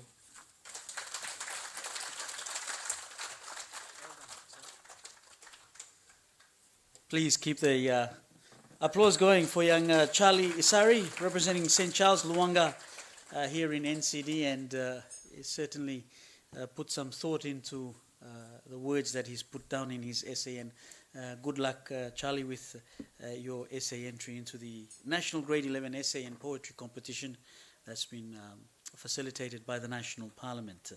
So I think we've covered the Momase region, the Highlands region, and the Southern region. We'll have one last one from the Islands region, and I think we've got schools from Kimbe and also Manus Secondary School as well as Hoskins.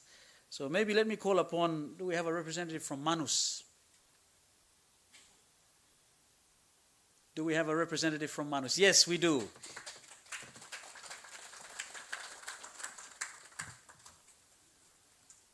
So I'm sure he's traveled far and wide to get to the Parliament House today. So well done, young man. You just tell the audience your name and, of course, what you're reading today. Thank you. Good morning, ladies and gentlemen, and legislative leaders. My name is Barak, my surname is Larry, and I'll be representing Manus Senior Secondary School. Thank you.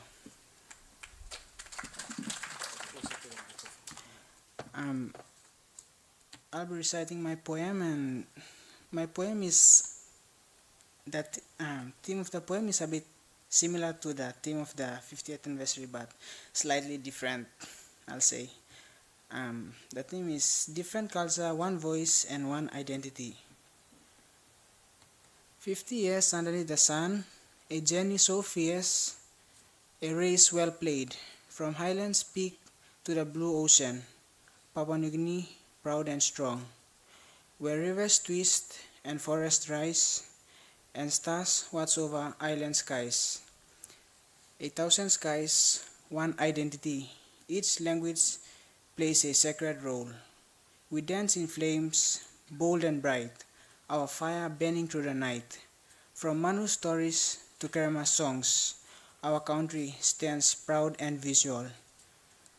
Through many roads we walk as one, through storms and sun we've just begun. With leaders bold and voices free, we pledge loyalty to Papua New Guinea. Not just the land, gold and green, but dreams once dreamt are now fulfilled. With every child that learns to read, we plant tomorrow's hopeful seed. So raise the flag, let Kundu sound, let unity and peace abound. We honor the past and build the flames, for PNG will rise with flying colors. Thank you.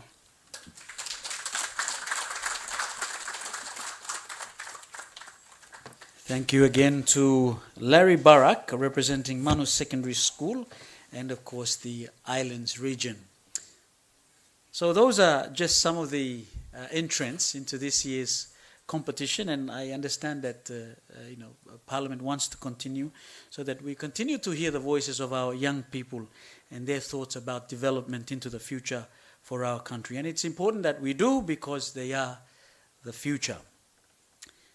Ladies and gentlemen, I think the time is just about 11:30, and just about lunchtime. So we're going to close. I'm going to call upon one of our students as well, Miss Akipe, to do a chant, and after that chant, we'll formally close off this session.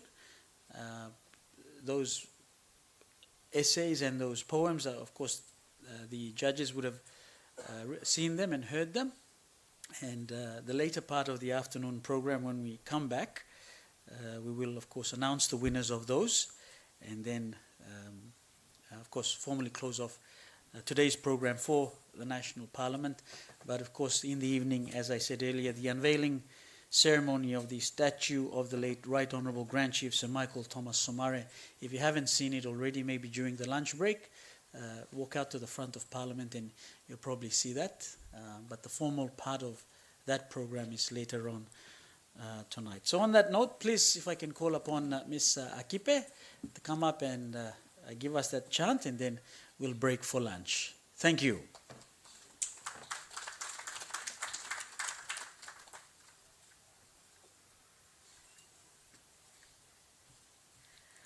Good morning, ladies and gentlemen, students and legislators. Of course, Ms. PNG, I'm privileged to be standing here to chant. Just one correction, I'm not a student. I am a teacher at Port Moresby National School of Excellence. I brought the students with me to participate in a program outside.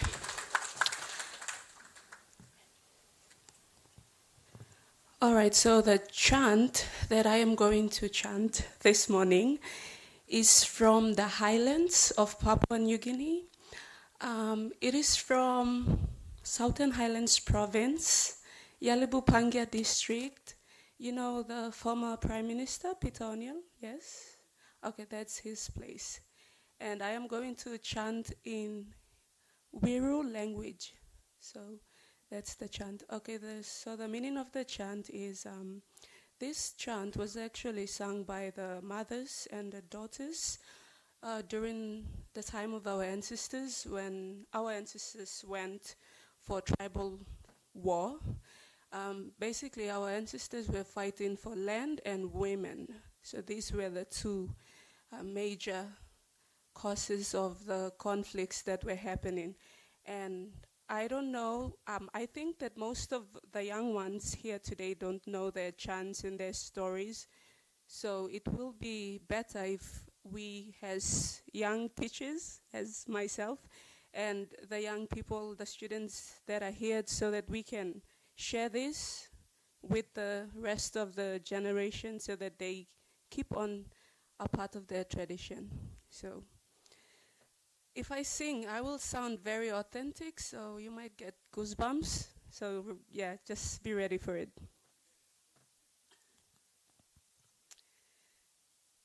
Ipio, ipia, anikana koya, kakali kopa, manekale,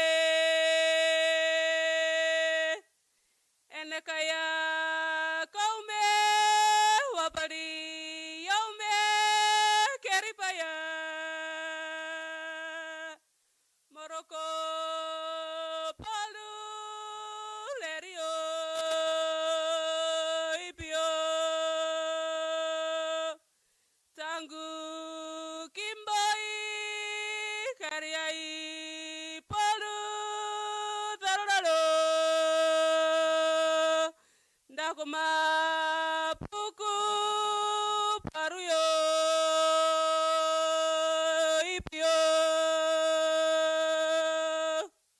Thank you.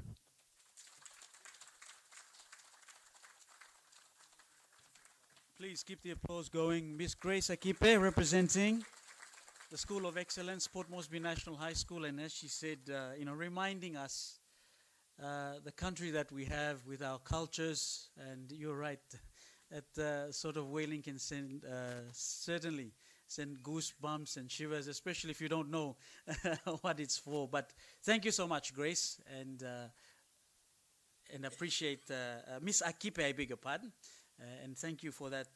Once again, the chant. In fact, that chant was supposed to be much earlier this morning, but we still got it done.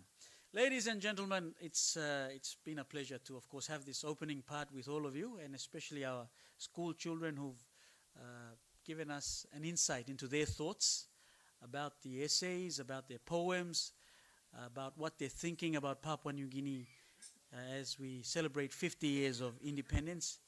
And what a contrast from our pioneer legislators 50 years ago now to our young people representing the four corners, four regions of Papua New Guinea. And, the one word that I can take out from all of that is there's a lot of hope. And the themes around unity, they keep resounding. So that's certainly something that I'm sure that we're all looking at. And of course, the National Parliament continues to do through its work. This is the People's House, where everybody is represented, everybody is gathered here. And of course, as one nation, one country, one people, we discuss and disseminate issues of national importance.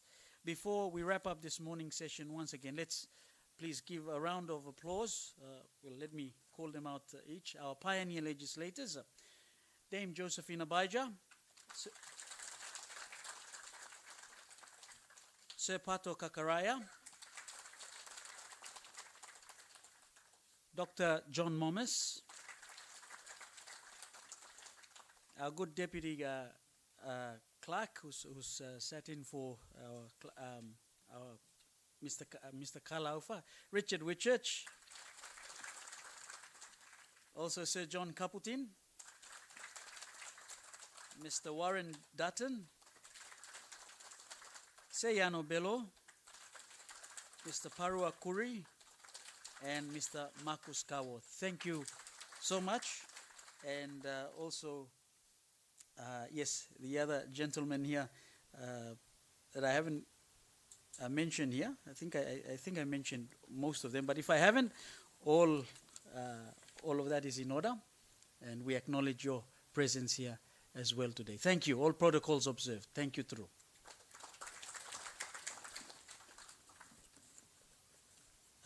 Mr. Marcus Kawo as well. Okay, ladies and gentlemen, on that note, thank you so much.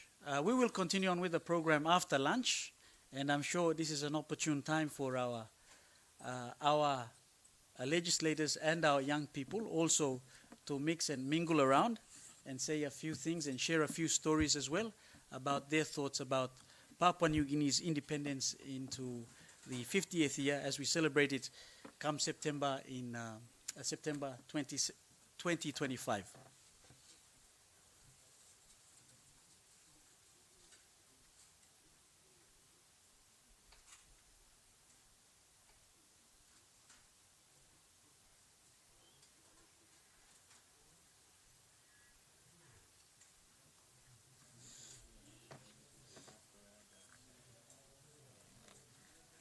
I'm just being told that I think one of our pioneer legislators also just wanted to say something very quickly.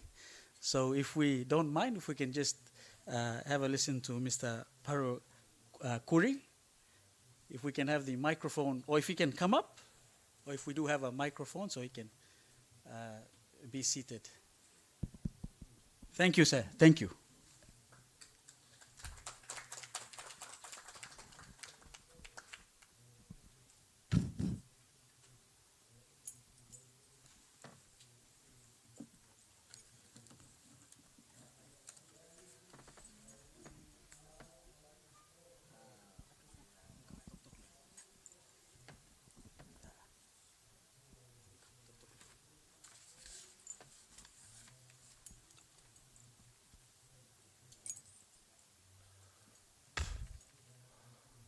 Single trigger.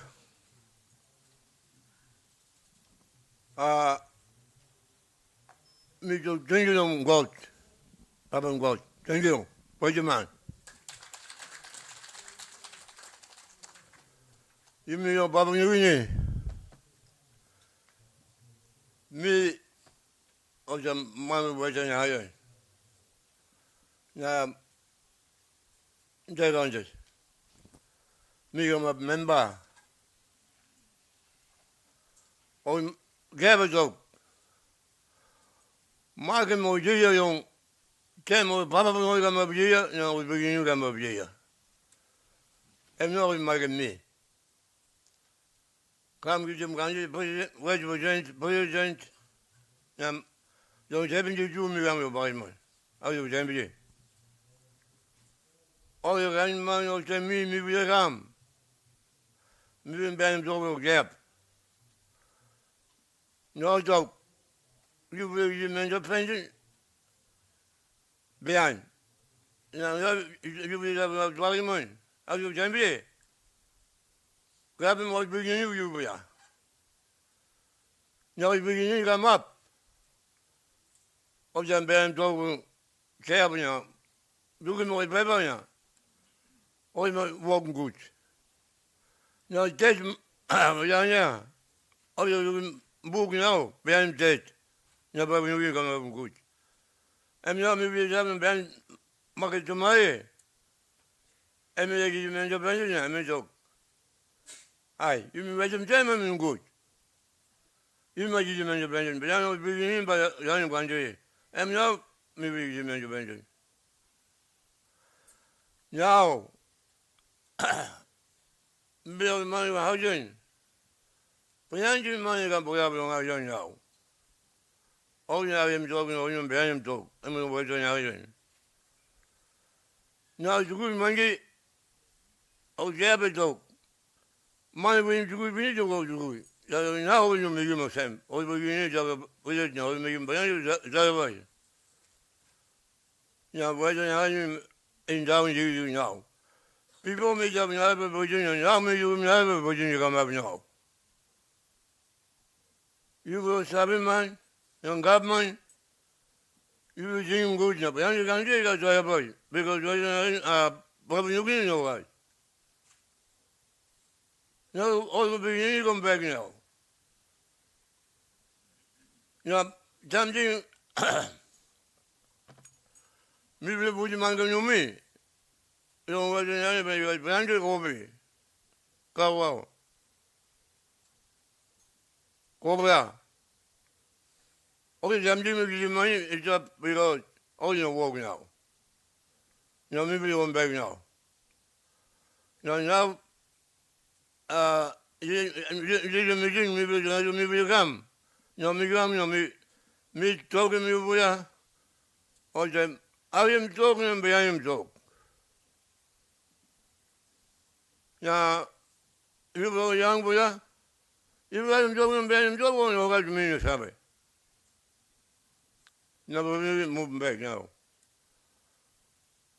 Now, you always have you can meet up.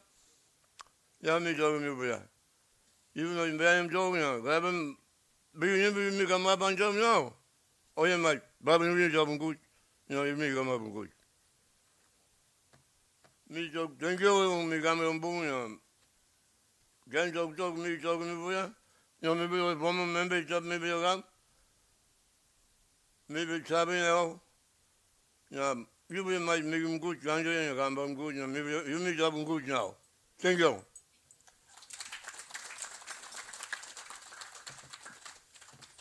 Please keep the applause going for our pioneer legislator, Mr. Parwa Kuri. Arim talk, behind him talk. That's what he's also highlighted there, especially when we look at celebrating independence. And he represented Western Highlands, a former member for the Day Open, and he's also a coffee farmer. So there you go. One of our very first legislators. Ladies and gentlemen, once again, it's been my pleasure to have this formal part, the early part of the morning, with all of our pioneer legislators, with all of our school children and their entries with the poems and essays. And of course, you, our guests who are here in the State Function Room today, as well as those who might have been tuning in through our radio broadcast or through the social media as well. And of course, all of these things happen with the support of the sponsors as well. We'll take a break for now. I think lunch is just about to be served, or it's ready to be served. I think there's a cake cutting later on, and of course the announcement of the winners. But ladies and gentlemen, it's been my pleasure to host you this morning. Please give yourselves a round of applause, and happy independence. And while you're doing that, a big round of applause for our pioneer legislators. Lunch is served. Thank you, Tru.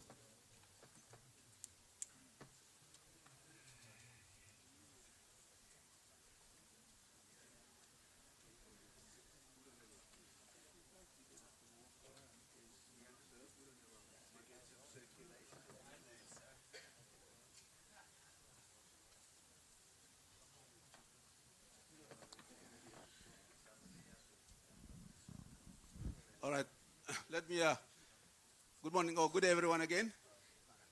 I'm Morgan. I'm the man in charge of the program. You have been sitting down for too long.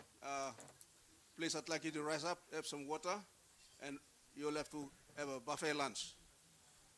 The others outside will take care of them. Please, restrooms for female through this door, if you are new to this place, and for male through the right hand. There's a sign there. You go through there. Please relax and enjoy your meal, and we'll continue with the program after lunch with some more presentation from our students from around the country, followed by the presentation. We probably will read it outside or get outside. We'll have to work out something. Unfortunately, our relay system didn't work. It's one-way feed, but from the outside you cannot see it here. So we apologize for that, but I'm sure you have enjoyed the morning part. Please enjoy your lunch, and we'll continue after that. Thank you all. 1 o'clock, yes, thank you. 1 o'clock will continue. Thank you, Mr. Repe Rambe and Mr. Bono.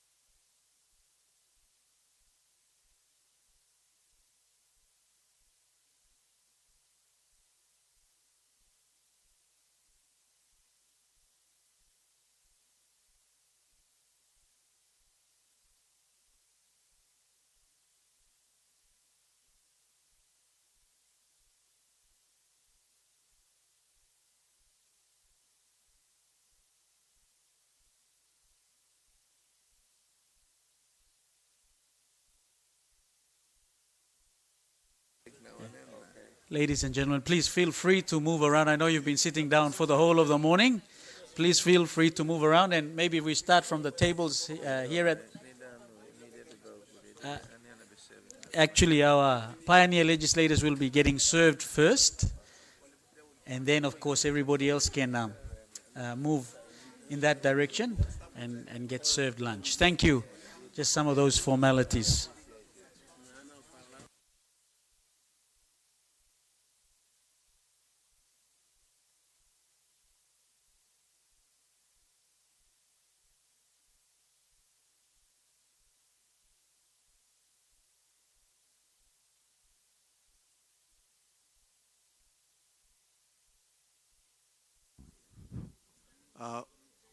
Just one little announcement. For our visiting students, those 24 of you, 23 of you, you're welcome to talk to our pioneer legislators anytime you want to. Just approach them and introduce yourself, and you talk to them. I just advise them, so you have no problem with that. So you can talk to them and ask them questions. They are politicians, they will talk a lot, but anyway, you ask questions to them. Yeah.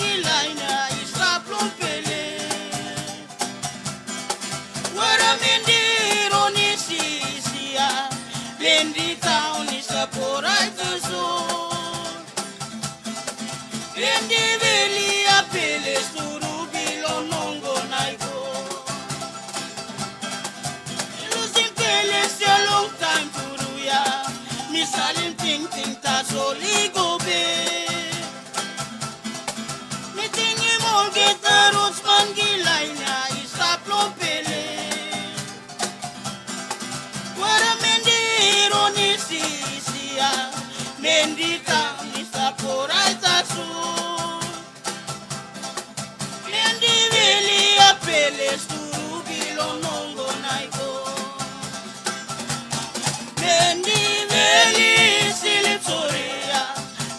suru bilong amamasya. Iuyetan na bayu saplo piling stason. Mendi veli silip surya, vele suru bilong amamasya. Iuyetan na bayu saplo piling stason.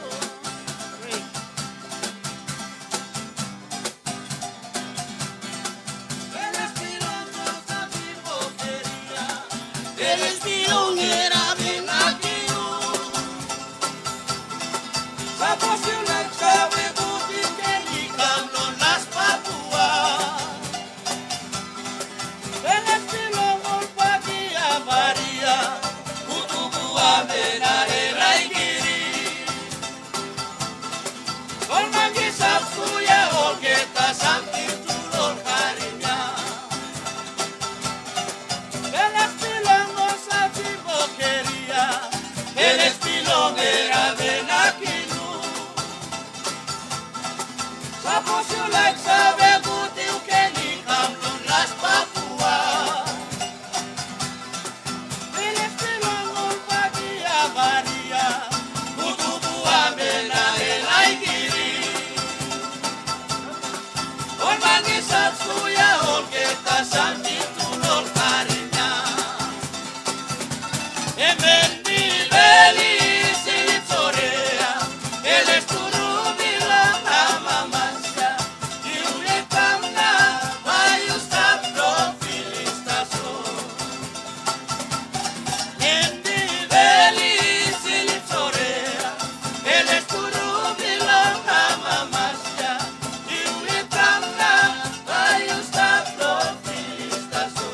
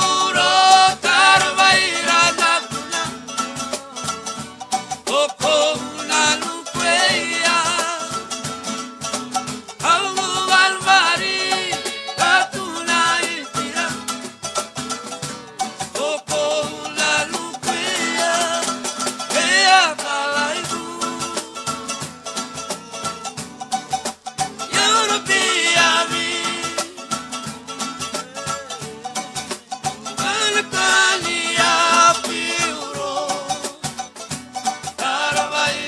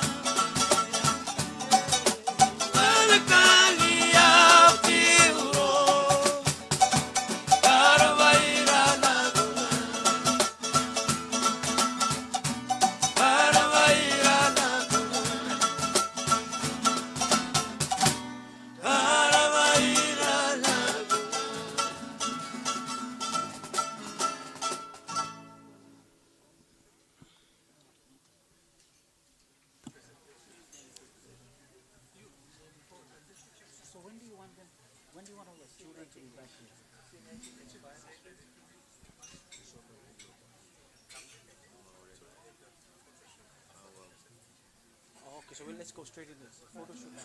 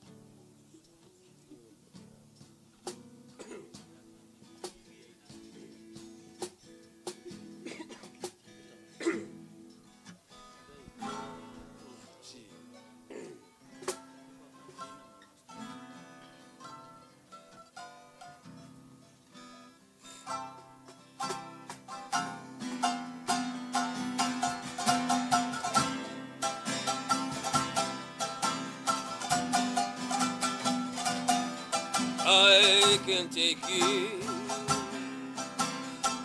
I'm so lonely. Yeah, I need you so.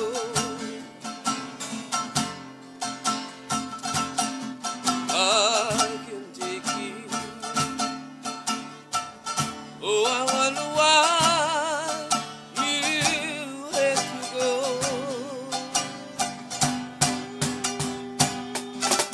Baby, every night I wake up crying. Tears on my pillow, pain in my heart, you on my mind. I remember all the good times that we had before. Oh, I remember, it's not my heart cries out for more. Baby, oh, your love for me is high. He's on my pillow, pain in my heart, you on my mind.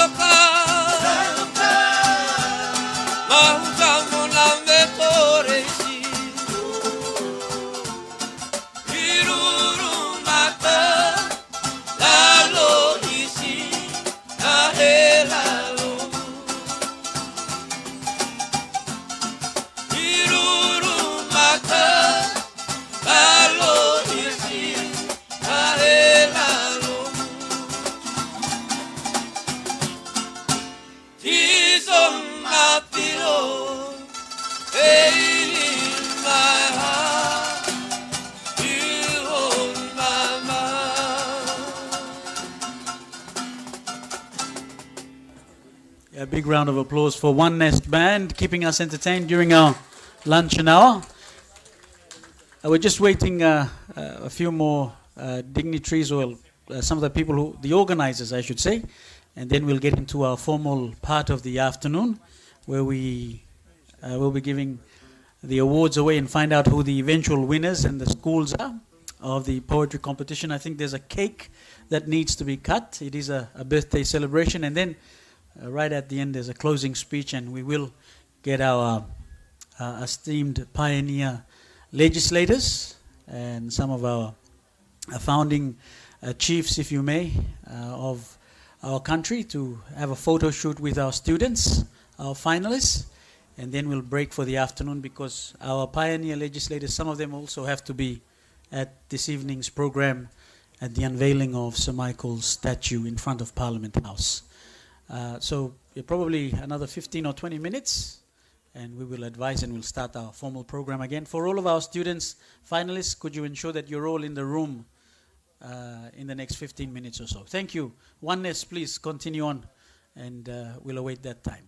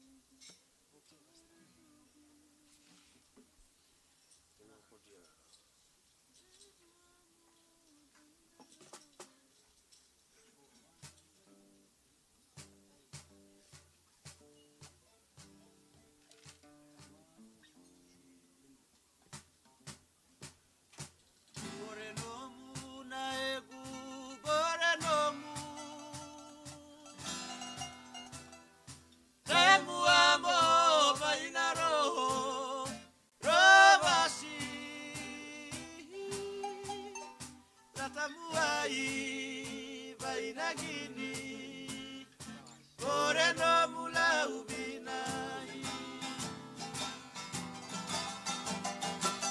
ore no mula eku ore no mu daimu amo bainaro kovasi natamuai bainagini ore no mula ubinai olo ineke alao o ineke amai wauste koi abiyama oi saidi saidi laya elagu laini deke laya toa maoi itavea tavea ilauna kuaritau baina kuari enimu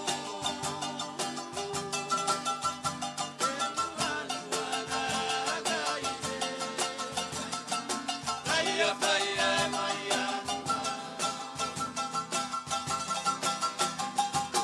Olo ineke alao, o ineke amai. One step koi abiyama, oi saidi saidi laya, aelagu. Laini deke laya toa maoi, itavea tavea.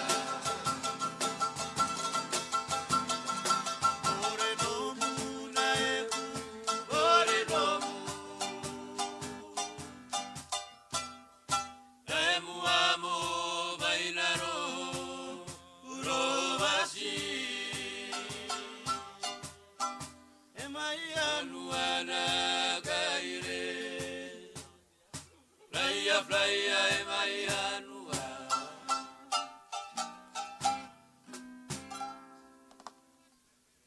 Ladies and gentlemen, please give them a big round of applause for entertaining us during the lunch break. The Oneness Band of Hanwabara Village, and I know they have a few more gigs probably to get to, but while that's been going on, there's also been some cultural dancing outside and entertaining staff and other invited guests who are on the lawn. But thank you again, Oneness, and we need to keep our program moving along. We are awaiting our good clerk and his deputy, and if the parliament session is still going on, we'll just await their arrival. But when, where and when they can come back, we will also facilitate that into the program. But thank you, Oneness, and thank you everybody else who has been here inside the state function room.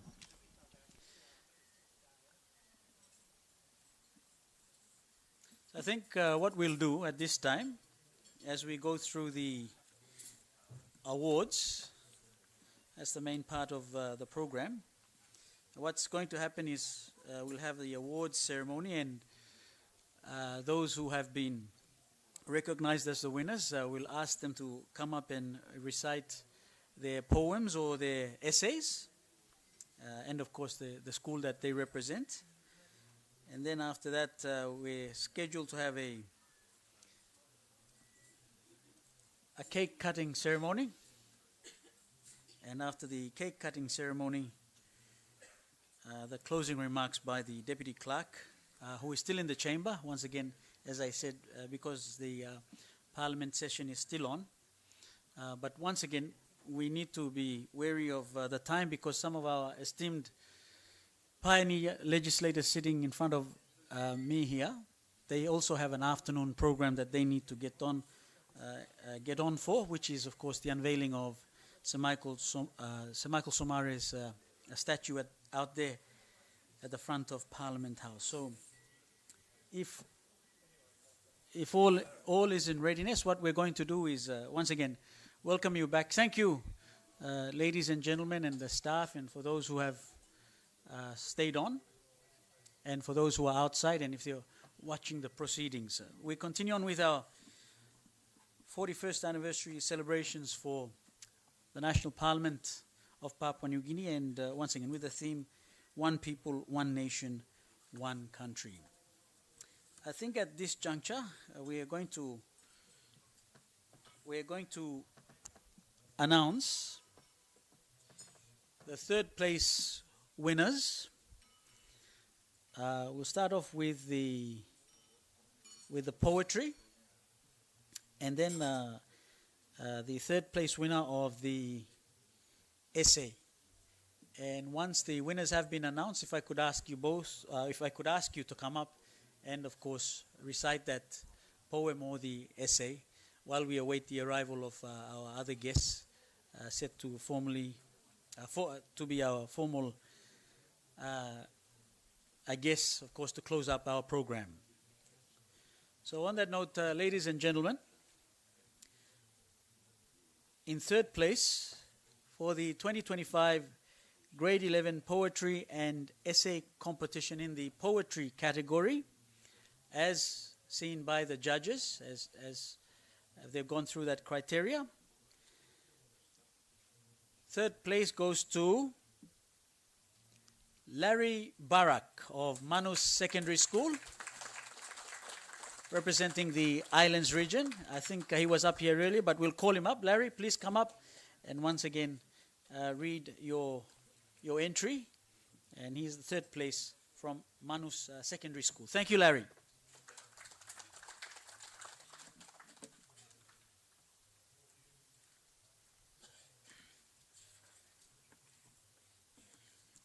Thank you. I'll start. 50 years underneath the sun, a journey so fierce, a race well played. From highland peaks to the blue ocean, Papua New Guinea proud and strong. Where rivers twist and forests rise, and stars watch over island skies. 8,000 skies, one identity. Each language plays a sacred role. We dance in flames, bold and bright, our fires burning through the night. From Manu stories to Kerama songs, our country stands proud and visual. Though many roads we walk as one. Through storms and sun, we've just begun. With leaders bold and voices free, we pledge loyalty to Papua New Guinea. Not just a land, gold and green, but dreams once dreamt are now fulfilled. With every child that learns to read, we plant tomorrow's hopeful seed. So raise the flag, let Kundu sound, let unity and peace abound. We honor the past and build the flames, for PNG will rise with flying colors. Thank you.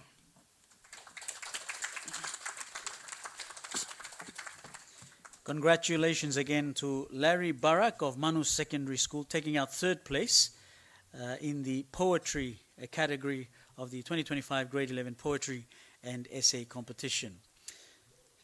For the essays, taking out third place, the winner is from the Momase region, representing Lay Technical Secondary School, Gwyneth Banare. Congratulations, Gwyneth. If you can bring up your essay as well, and if we can read that for all the audience to have a listen. Thank you and congratulations.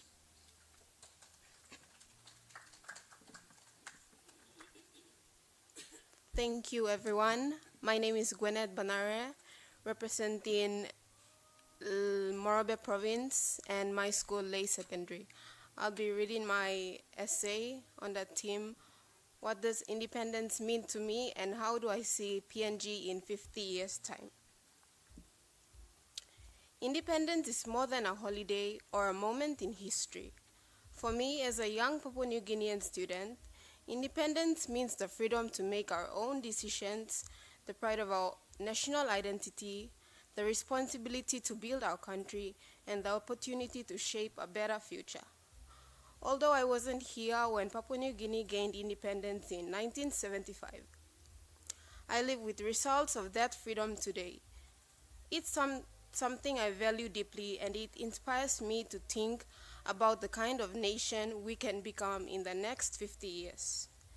To me, independence first means freedom. Before independence, our land and people were under foreign control. In 1975, we gained the power to choose our own leaders, make our own laws, and decide our own future. That freedom gives us the right to speak up, participate in decision-making, and work for change. Independence also means identity. Papua New Guinea is one of the most diverse countries in the world, with hundreds of cultures and languages. Our independence allows us to protect and celebrate that diversity. Even though we come from different regions, our shared identity as Papua New Guineans unite us. But independence also comes with responsibility. Being free means that we must take care of our country. We need good leaders, but we also need responsible citizens who follow the law, work hard, and contribute to the country and community. Independence is not just about having power, it's about using it wisely. Finally, independence gives us opportunity. We have the chance to create better schools, stronger health systems, more jobs, and safer communities. The future is in our hands, and the choices we make today will shape what kind of country we become tomorrow. 50 years from now, I imagine a Papua New Guinea that is peaceful, developed, and proud. I believe that through unity, good leadership, and strong values, we can create a future where all Papua New Guineans live better lives. One of the most important areas of growth will be education. In the next 50 years, I see every child in Papua New Guinea having access to quality education. Our classrooms will be equipped with proper materials, technology, and very skilled teachers. More students will complete school and go on to universities and colleges. With better education, more young people will become leaders, professionals, and problem solvers who will improve the country. I also see progress in our economy today. We rely on mining and oil. In the future, we will grow other industries like agriculture, tourism, and local businesses. More Papua New Guineans will run their own companies, export local products, and create jobs with improved roads, markets, and transport. Development will reach rural areas too, reducing poverty and increasing opportunity. Our healthcare systems will also improve. I imagine well-equipped hospitals and clinics in every district. People will no longer have to travel far for treatment, and no one will suffer from a lack of medicine or care. Public health education will help communities prevent illnesses, and we will also protect and include traditional medicine alongside modern care. 50 years from now, I see a country with strong unity and peace. Tribal fights and political violence will be rare.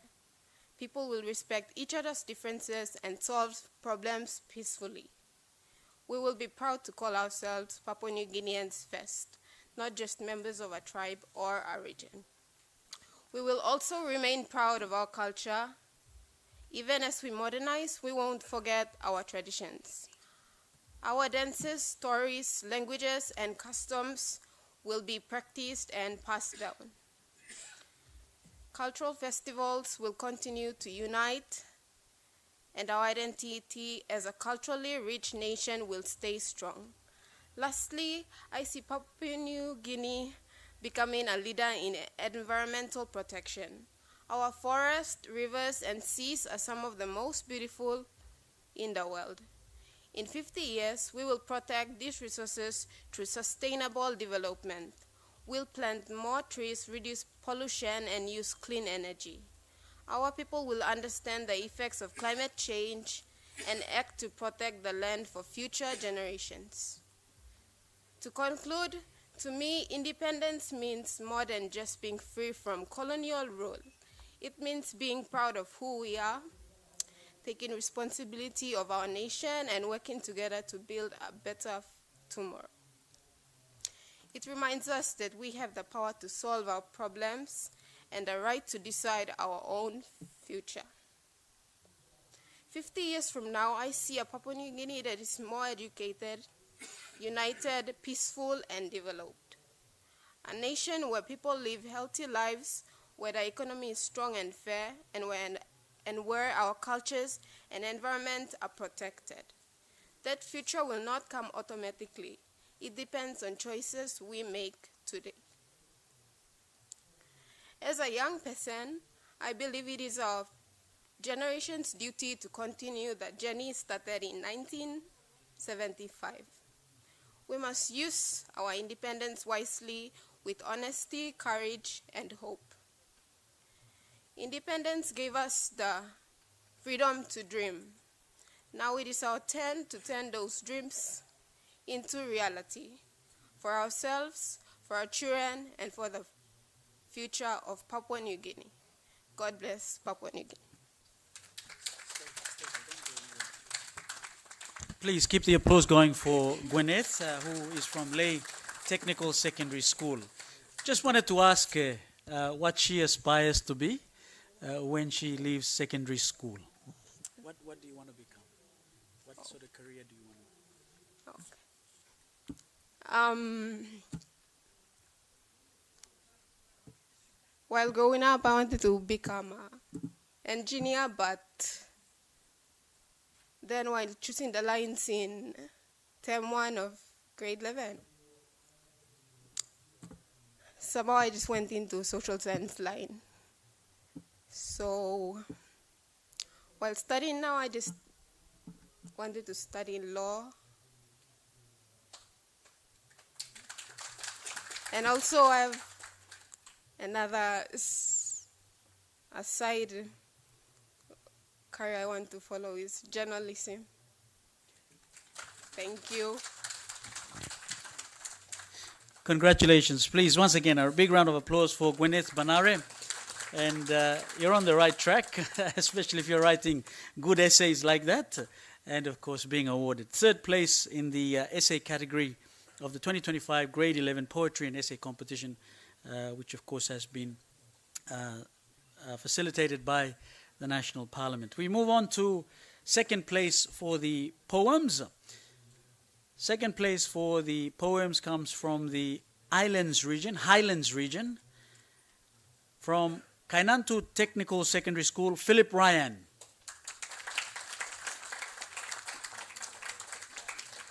Congratulations, Philip. If you could come up and read out your poem and your thoughts about independence, and at the end, what you aspire to be after you finish grade 11. You might be back here 50 years from now and somebody might ask you, do you remember saying this, Philip? So there you go. Please, a round of applause for him.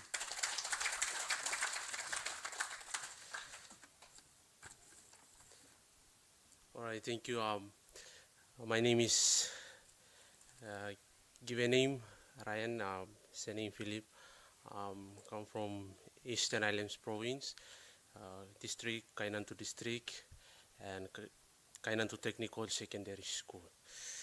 All right, thank you. I'm going to read a poem. The title of the poem says, PNG at 50, My Pride, My Tomorrow. Independence means I stand up tall, no longer waiting for a call. My voice is mine, my thoughts are free. This is what it means to me. It means my flag is in the sky so wide. It's flown with hope, with strength and pride. Our anthem sung with beautiful chest. For this dear land we love the best. It means we write our stories bold, in every village young and old. With chalk, with pen, with woven thread, our cultures lives, not lost but spread. No chains remain, no rule from age far. We guide ourselves by our own star. Our customs led, our values grow, through every high and every low. In 50 years I see a land with peaceful heart and helping hand, where no one's left or pushed aside, but all belong and walk with pride. I see messings in towns that hum, while gardens bloom and rivers run. I see a school in every place, and wisdom shining on its face. Our women led with strength and grace, and every tribe had found its place, where justice lives in every law, and kindness is the rule we draw. We sit at tables and raise our jaw, with global friends and rising stars. Our name is known, our story is told. Every courage worth a crown of gold. I dream of leaders strong and true, who care for the red and black and make it new, who serve with love and not with greed, and meet the people's daily need. So here's to 50 years we cheer, and 50 more we hold dear. For PNG so bold and free, we rise in peace and unity. Thank you, that's all.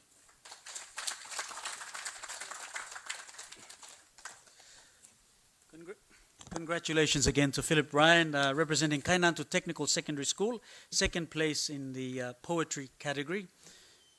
The obvious question, Philip, you know, you're in grade 11. As we, ladies and gentlemen, we have the arrival of our Prime Minister. Please, if you could all be standing. And of course, other senior members of Parliament. Thank you, Prime Minister, for gracing us with your presence. We're just awarding the poetry competition second place to young Philip Ryan of Kainantu Technical Secondary School. Thank you. I think Prime Minister said you can sit down. Philip, the obvious question to you is, what do you aspire to be? And if for one day you could change something in Papua New Guinea, what would that be? All right, thank you. Since I started school, I do my grade 10, and I continue at Kainantu Technical Secondary School doing my grade 11 this year, and career pathway for mine is like, I want to become a doctor, and it's like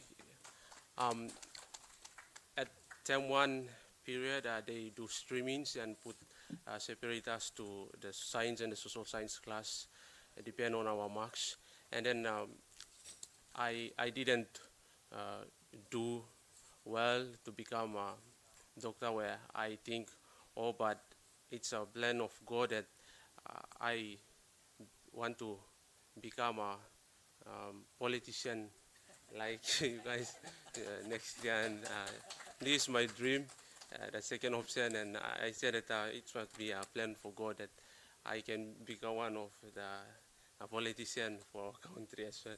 Thank you, that's all. Final part, if you could change one thing in Papua New Guinea, what could that be? What would that be? All right, thank you. I think that when I become a politician, I will become like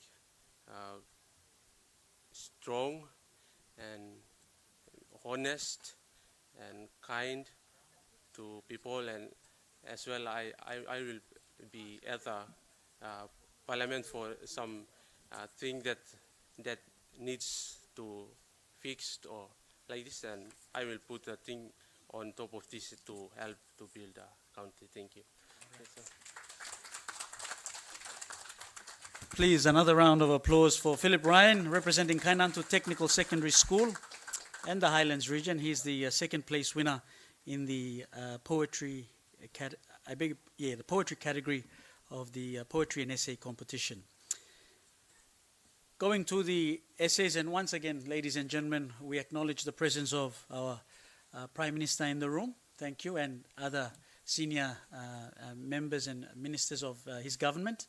And also I could see that our former clerk, Seano Pala, also saying hello to, I'm sure, some of his former colleagues as well. Thank you all for gracing us with your presence. Second place in the essay competition, also from the Highlands region, representing, would you believe, the same school, Kainantu Technical Secondary School, Tau Simon.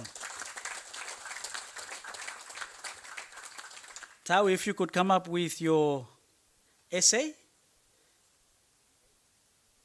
and you could read that for us. So he takes out second place. Congratulations, Tau.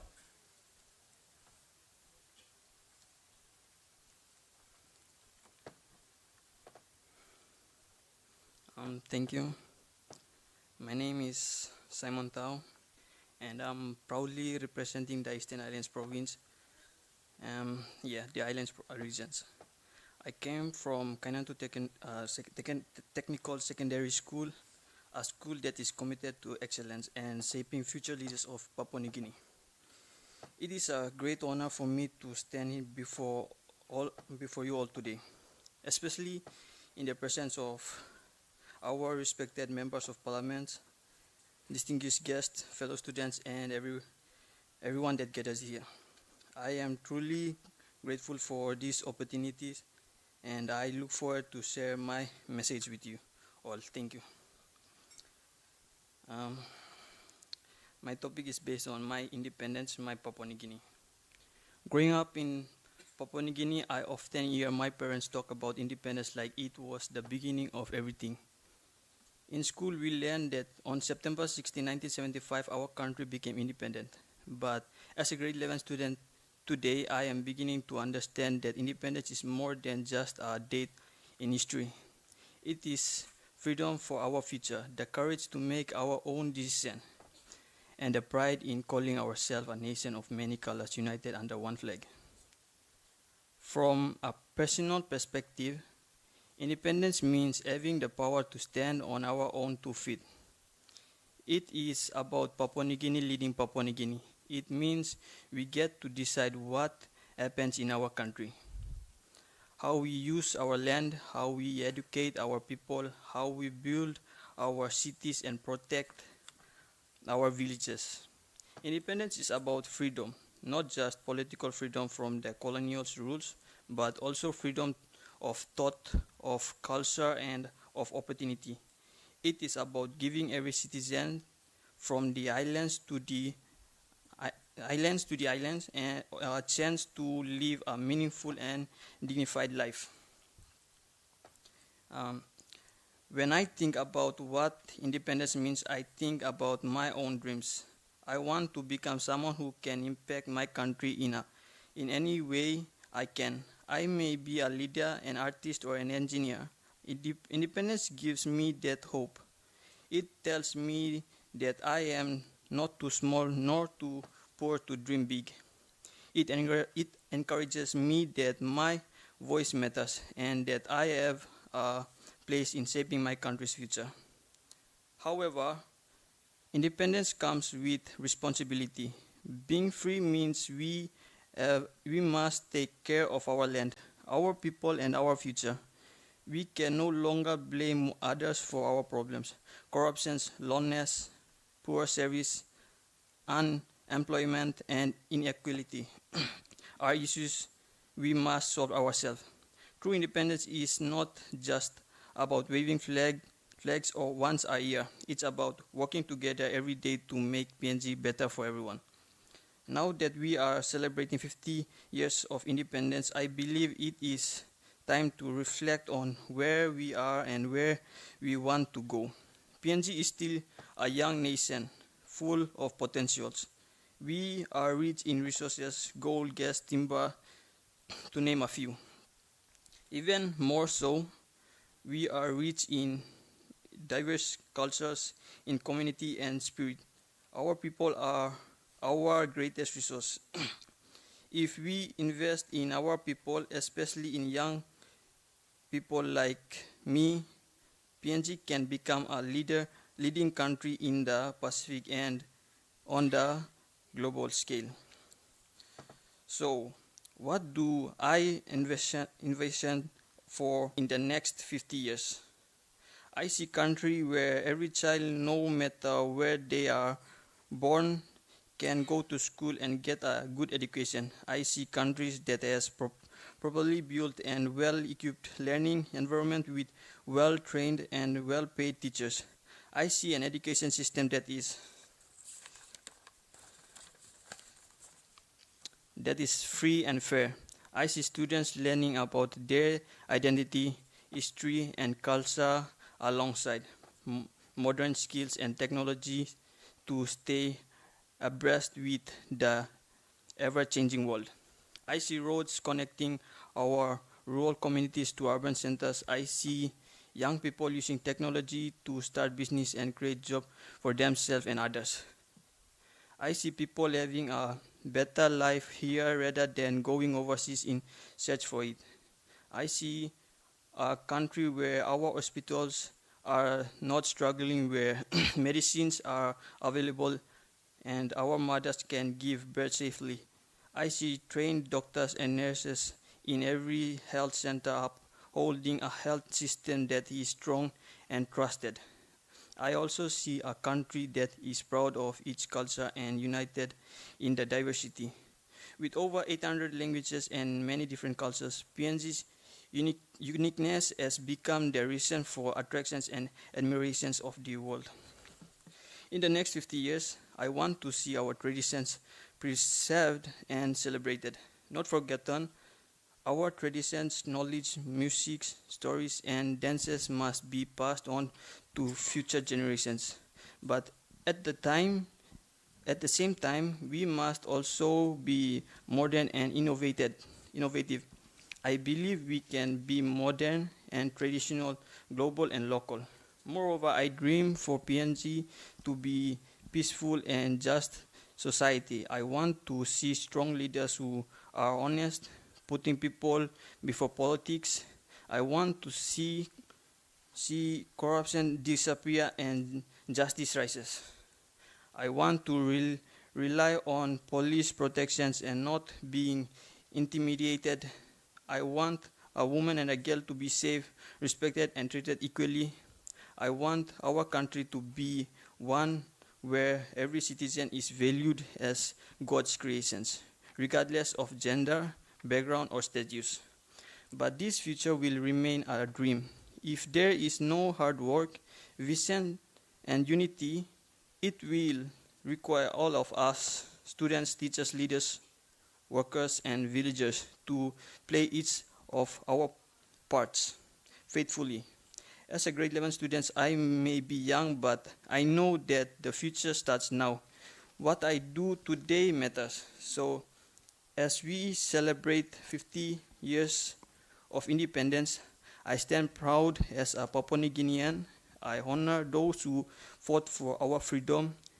I and promise to do my best to protect and grow that freedom for those who will come after me. Independence is not just a memory of the past. It is a duty for the future. Thank you. Thank you. That's Simon Tau, Kainantu Technical Secondary School, representing the Highlands region and taking out the second place award in the essay competition. Thank you so much, young man, and all the best in your future as well. So we'll continue on with the program. We now go to the first place in the poetry category. And first place is taken out by a school from the southern region, from Zion Zeal Christian School, Joshua Sinari. Do we have Joshua Sinari?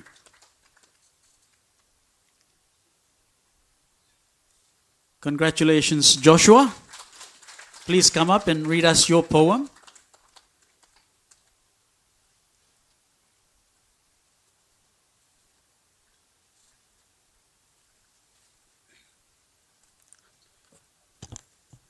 Thank you, MC. Good afternoon, everyone. My name is Joshua Sinari. I'm in Zion Zeal. My name is Joshua Sinari. I'm in Zion Zeal Christian School. I'm representing Southern Region with a poem I wrote. 50 years strong, a poem for PNG. Our rivers fed the fertile soil, our miners toiled in mountains toil. The betelnut and cocoa trees, the trade winds blowing off the seas. We've danced in Melanesian pride, with neighbors standing by our side. But still, we walk our own carved way. The Bilum strong, the spear held. The house tambaran guards the past, as modern towers rise up fast. Tradition walks with progress bold, a tale of new, a tale of old. Ohiri trade and civic law. From Manus waves to Gulf's deep soar, your stories echo in our soul. 1,000 years in one stronghold. We honor those who came before, who cleared the bush and opened doors, who held the thoughts and paved the way for this great golden jubilee day. Let every child in distant land now know this soil is proud and grand, that they are heirs to something true, the red, the black, the gold, the blue. We rise again with eyes ahead, with ancient wisdom boldly wed, to dreams of futures bright and wide, with hope and pride as faithful guide. So raise the flag, let voices ring, let every village chant and sing, for Papua New Guinea stands a sovereign heart with open hands. Thank you, and God bless Papua New Guinea. Stay there, Joshua. Congratulations, taking out the first prize in the poetry category. You're in grade 11. What do you want to do when you grow up? When I grow up, I just want to be a pilot, but I don't know. Whatever we have in mind, God has the last say in all our lives. Thank you. Well said, young Joshua, and congratulations. Congratulations to the Zion Zeal Christian School. First place in the poetry category of the 2025 Grade 11 Poetry and Essay Competition facilitated by the Parliament House. The winner of first place in the essay competition, also from the southern region, goes to Charlie Isari of St. Charles, Luanga. Charlie, you can also read your essay. And maybe we'll just ask you one or two questions. You can at the front. Please, a round of applause for Charlie Isari. Once again, good afternoon, parliamentary clerks, honorable members of the parliament, esteemed architects of our independence, and distinguished guests. My name is Charlie Isari, a student representing the southern region from St. Charles Luanga Secondary School. I will be reciting my essay that I wrote. The title of the essay is Independence, a Symbol of Unity. And it reads, as someone who was born long after Papua New Guinea gained its independence in 1975, I often wondered what it must have felt like for those who stood under the flag while it was raising for the first time. For me, independence has always been the word that carries the meaning of pride, struggle, freedom, and hope. As a kid, I used to love Independence Day, the unique and colorful face paintings, traditional attires, beautiful songs, and especially the dances. But now that I'm older, I find myself thinking deeper. Like, are we really free if we are still relying on foreign aid all the time? Or if sick people would walk hours to reach a clinic with no medicine? These things make me realize that independence is more than celebrating a flag or a date. It's about how we treat one another and whether we are truly lifting each other up. I see independence not just as political freedom, but as the ability to own up to our full potential and create a future, to uplift our people and to honor our ancestors by carrying forward their dreams and hopes for this nation.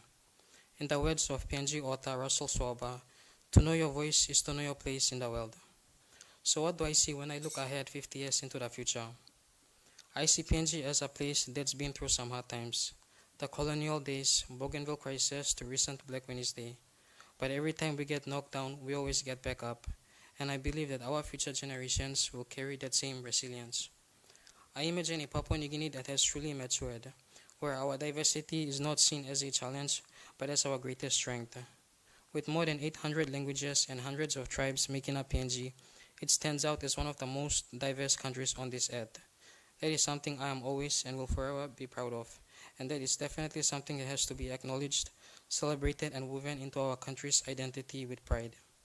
In 50 years, I see communities are still dancing in their colorful bilas, while also innovating with technology and science. I see young children learning not only in English, but also in their mother tongues.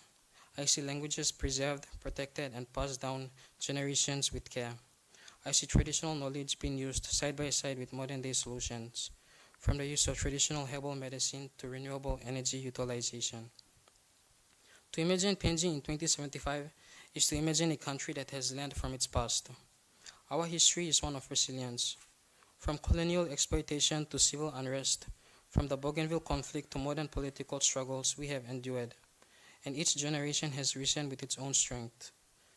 We must also learn to document these great lessons through literature, oral storytelling, and maybe even through films, so that the legacy of one generation can guide and inspire the next upcoming one. Before writing this essay, I interviewed a neighbor, an elderly lady from Manus, about her thoughts on independence. She said independence is only the beginning, not a destination. We didn't know what freedom really looked like. We had to define it step by step. Her words made me realize that nationhood is not based upon a single event. It's a story that we are writing. 50 years from now, our story must be one of unity and diversity. Many times, tribal conflicts and regional rivalries have divided us. But I believe that unity does not mean being alike. It means respect for each other's customs, songs, dialects, and dreams. We need leaders who understand this. Not just politicians, but community leaders, educators, advocates, people who understand that leadership is about service and not power. As we celebrate the 50th anniversary of our independence, we must also think of the legacy that we want to leave behind. Our country is rich in natural resources like minerals, oil, forests, including ocean resources. But these gifts come with responsibility. What good is gold if it costs us clean rivers and healthy communities? What use is development if it will displace our people? I hope the next 50 years will bring smarter, more sustainable leadership where decisions are made with extreme considerations. I also see women taking up more visible role in shaping our country. For too long, our mothers, sisters, and daughters have been the silent strength of our people and families. It's time they also become the strength that we see in our government, businesses, and nation. Real independence includes gender equality, where everyone's voice is heard and opinions are valued. Papua New Guinea in 2075 must be a place where young people feel hopeful, where education equips them not just for jobs but for purpose, where communities are not left behind in terms of development, where our culture is not just remembered, but it is lived.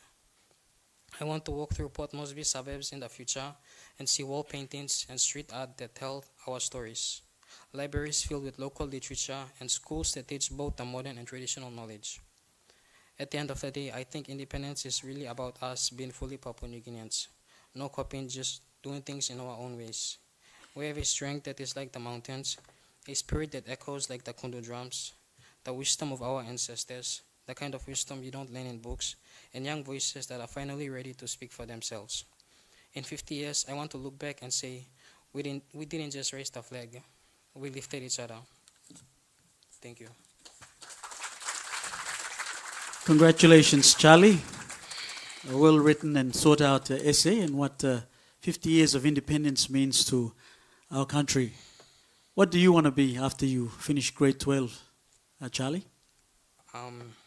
Currently, I'm taking science, and as a kid, I always wanted to become a pilot, but now I have different interests, and hopefully I become a biochemist in the future. Stay there, biochemist, stay there, just stay there. One last question for you. So there you go, a biochemist. Well, I'm sure that this country also needs a lot of biochemists as well. Final question. If you were Prime Minister for one day, Charlie, what would you do? Or maybe, what would one thing you'd like to change?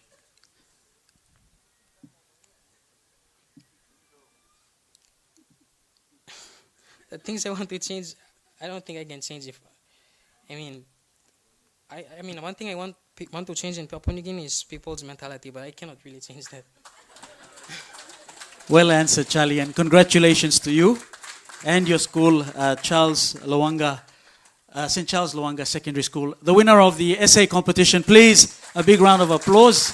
And dare I say, I'm sure we'll hear of Charlie's names in the future. Thank you, young man, and congratulations to you and your school.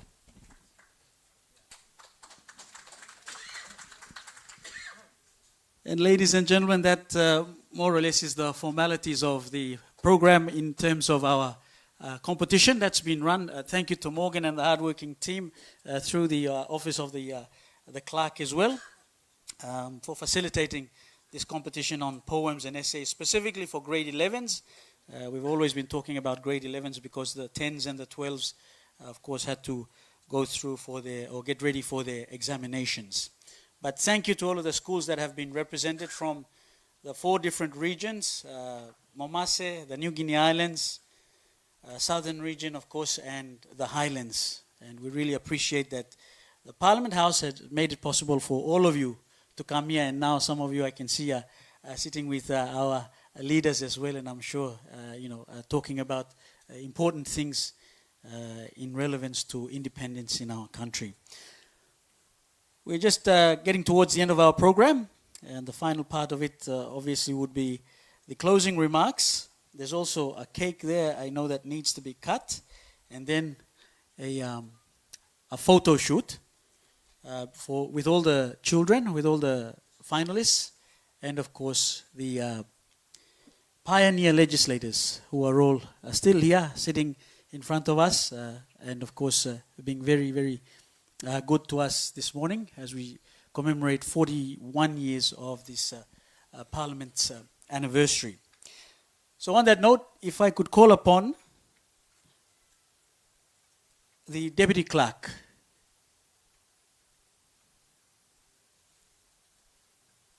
Mr. Basil Kambuliagen, to say the closing remarks, and then we'll probably cut the cake. And while the cake is being cut, we will have that photo shoot with our pioneer legislators and, of course, the children who have been part of the finals for today.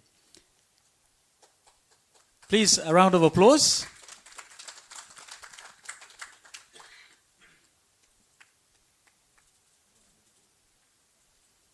Okay, just a change in program. Richard Whitchurch, the other Deputy Clerk, will give the closing remarks. Please, a round of applause for him.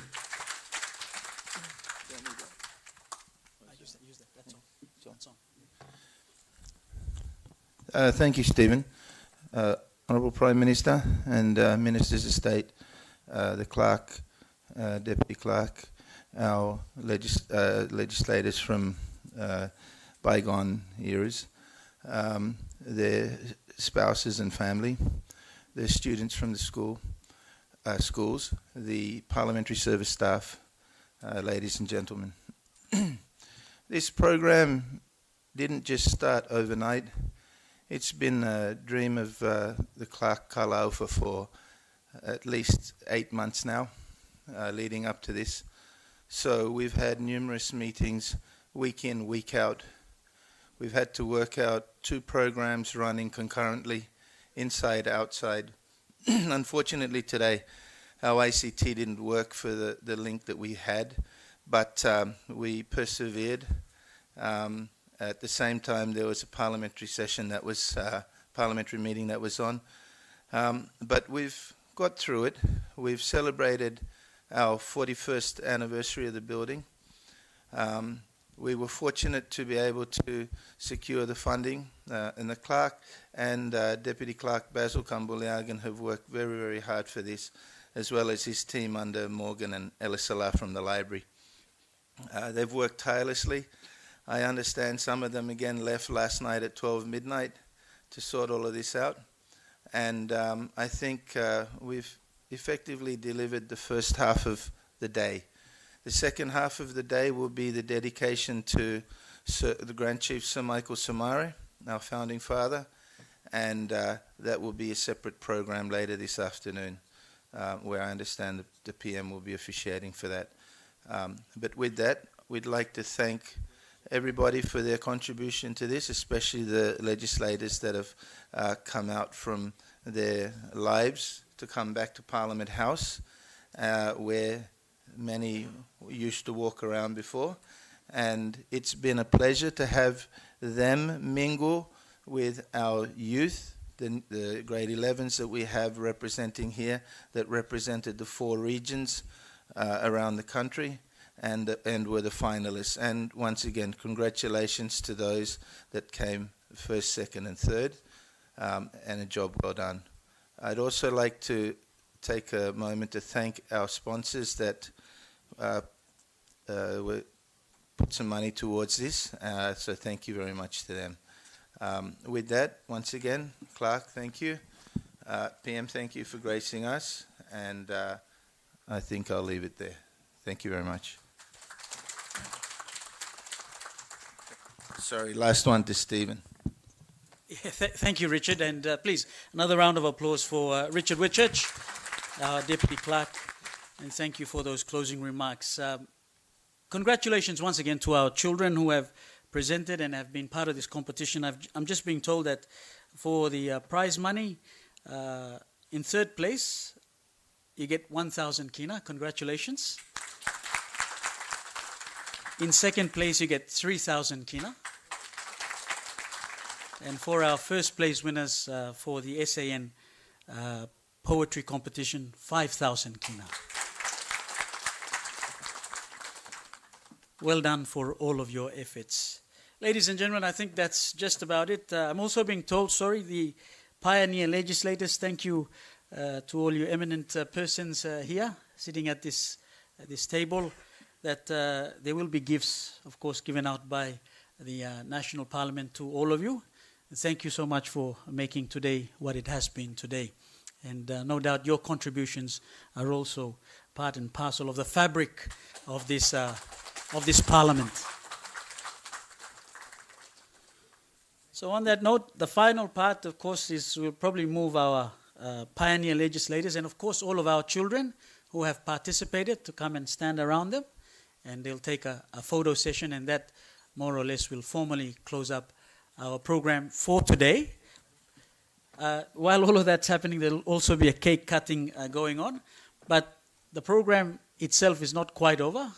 In the next couple of hours, I think everybody is also being invited to the front of Parliament House. And this evening, another important occasion where we have the unveiling of the Sir Michael statue at the front of Parliament House, and that's a separate program on its own. And no doubt some of our esteemed lady and gentlemen up here as well have also been invited, along with some of you others as well, members of Parliament, I'm sure, and of course other important stakeholders and partners. The unveiling ceremony of the statue of the late Right Honourable Grand Chief Sir Michael Thomas Somare this Thursday afternoon. I think this program is scheduled to start about 4 o'clock. 6 o'clock, I beg your pardon. Just a correction there. Program is set to start at 6 o'clock, so we can let our pioneer legislators also go and have a bit of a rest before they come back for that important program. And then we'll formally wrap up the proceedings for this 41st anniversary celebrations. That's about it, ladies and gentlemen. If I can ask our legislators and, of course, our children to go to the side. But before all of that, please, a big round of applause and happy birthday, happy 41st birthday to the National Parliament of Papua New Guinea.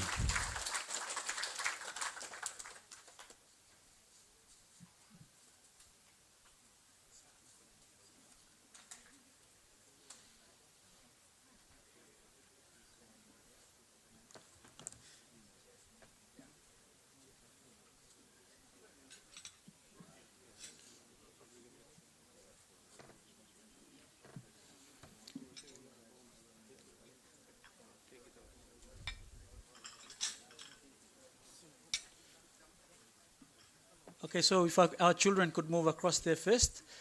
Also, while that is happening, as I said, there's a cake there that needs to be cut, and we'll read out what's written on the cake.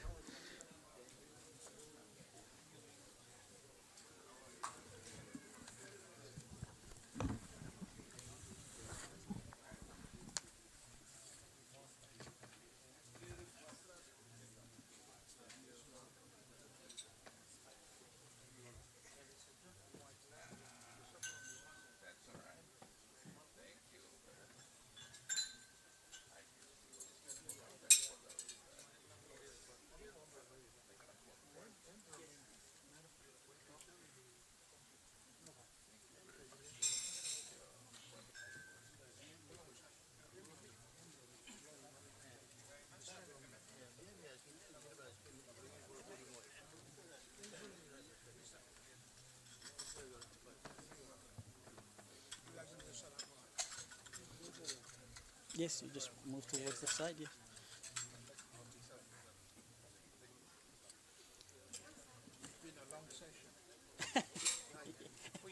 All the parliamentary sessions. We had practice.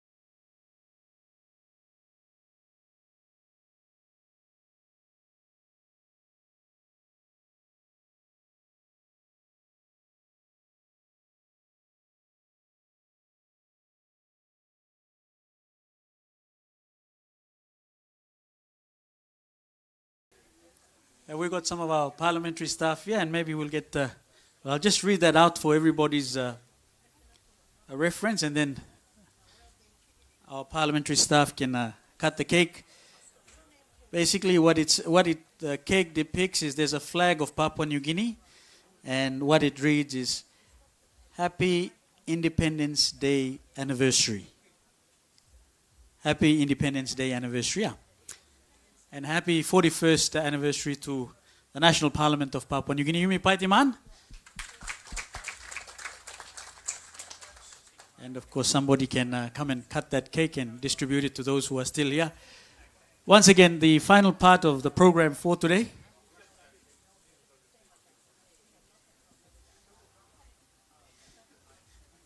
The clerk is here. Can somebody bring a knife to the... Sorry. Oh, there you go. There's a... So what we have is our students representing... Camera, before you cut it, can we have some media people here?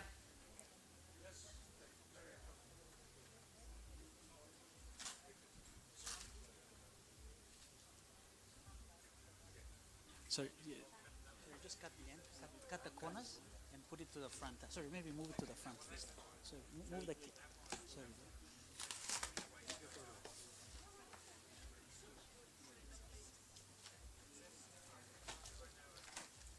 Give me a knife.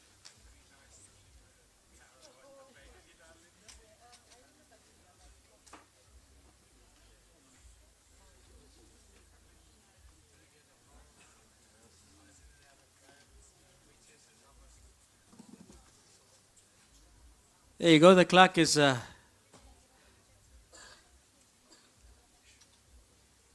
asked our 3 young students who have been part of this competition. They represent, I think, a school from West New Britain and the southern region.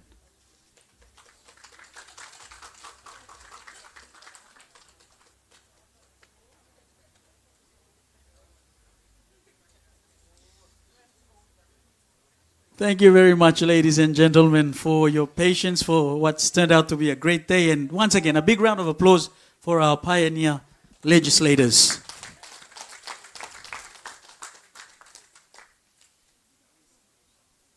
To wrap up, we have Joel to say a final word of prayer. Just as you're standing there, I'm sure Joel will say a prayer, and then we can formally leave the place. Okay, when I have you stop, wherever you are, close your eyes. Papa God, thank you. Thank you for the long day. Thank you for being with us. Continue to look out in Mipla for the remainder of the day. Mipla pray along all families where Mipla represent them.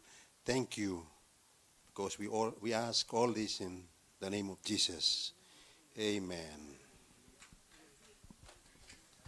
Thank you, Joel, and also thank you, ladies and gentlemen. Enjoy the rest of your afternoon, and we'll see you out there about 6 o'clock this evening for the unveiling of the statue of our founding father in Right Honorable late Grand Chief Michael Thomas Somari. Thank you, kids from all of the schools right around the country. Thank you, and to all the winners, congratulations.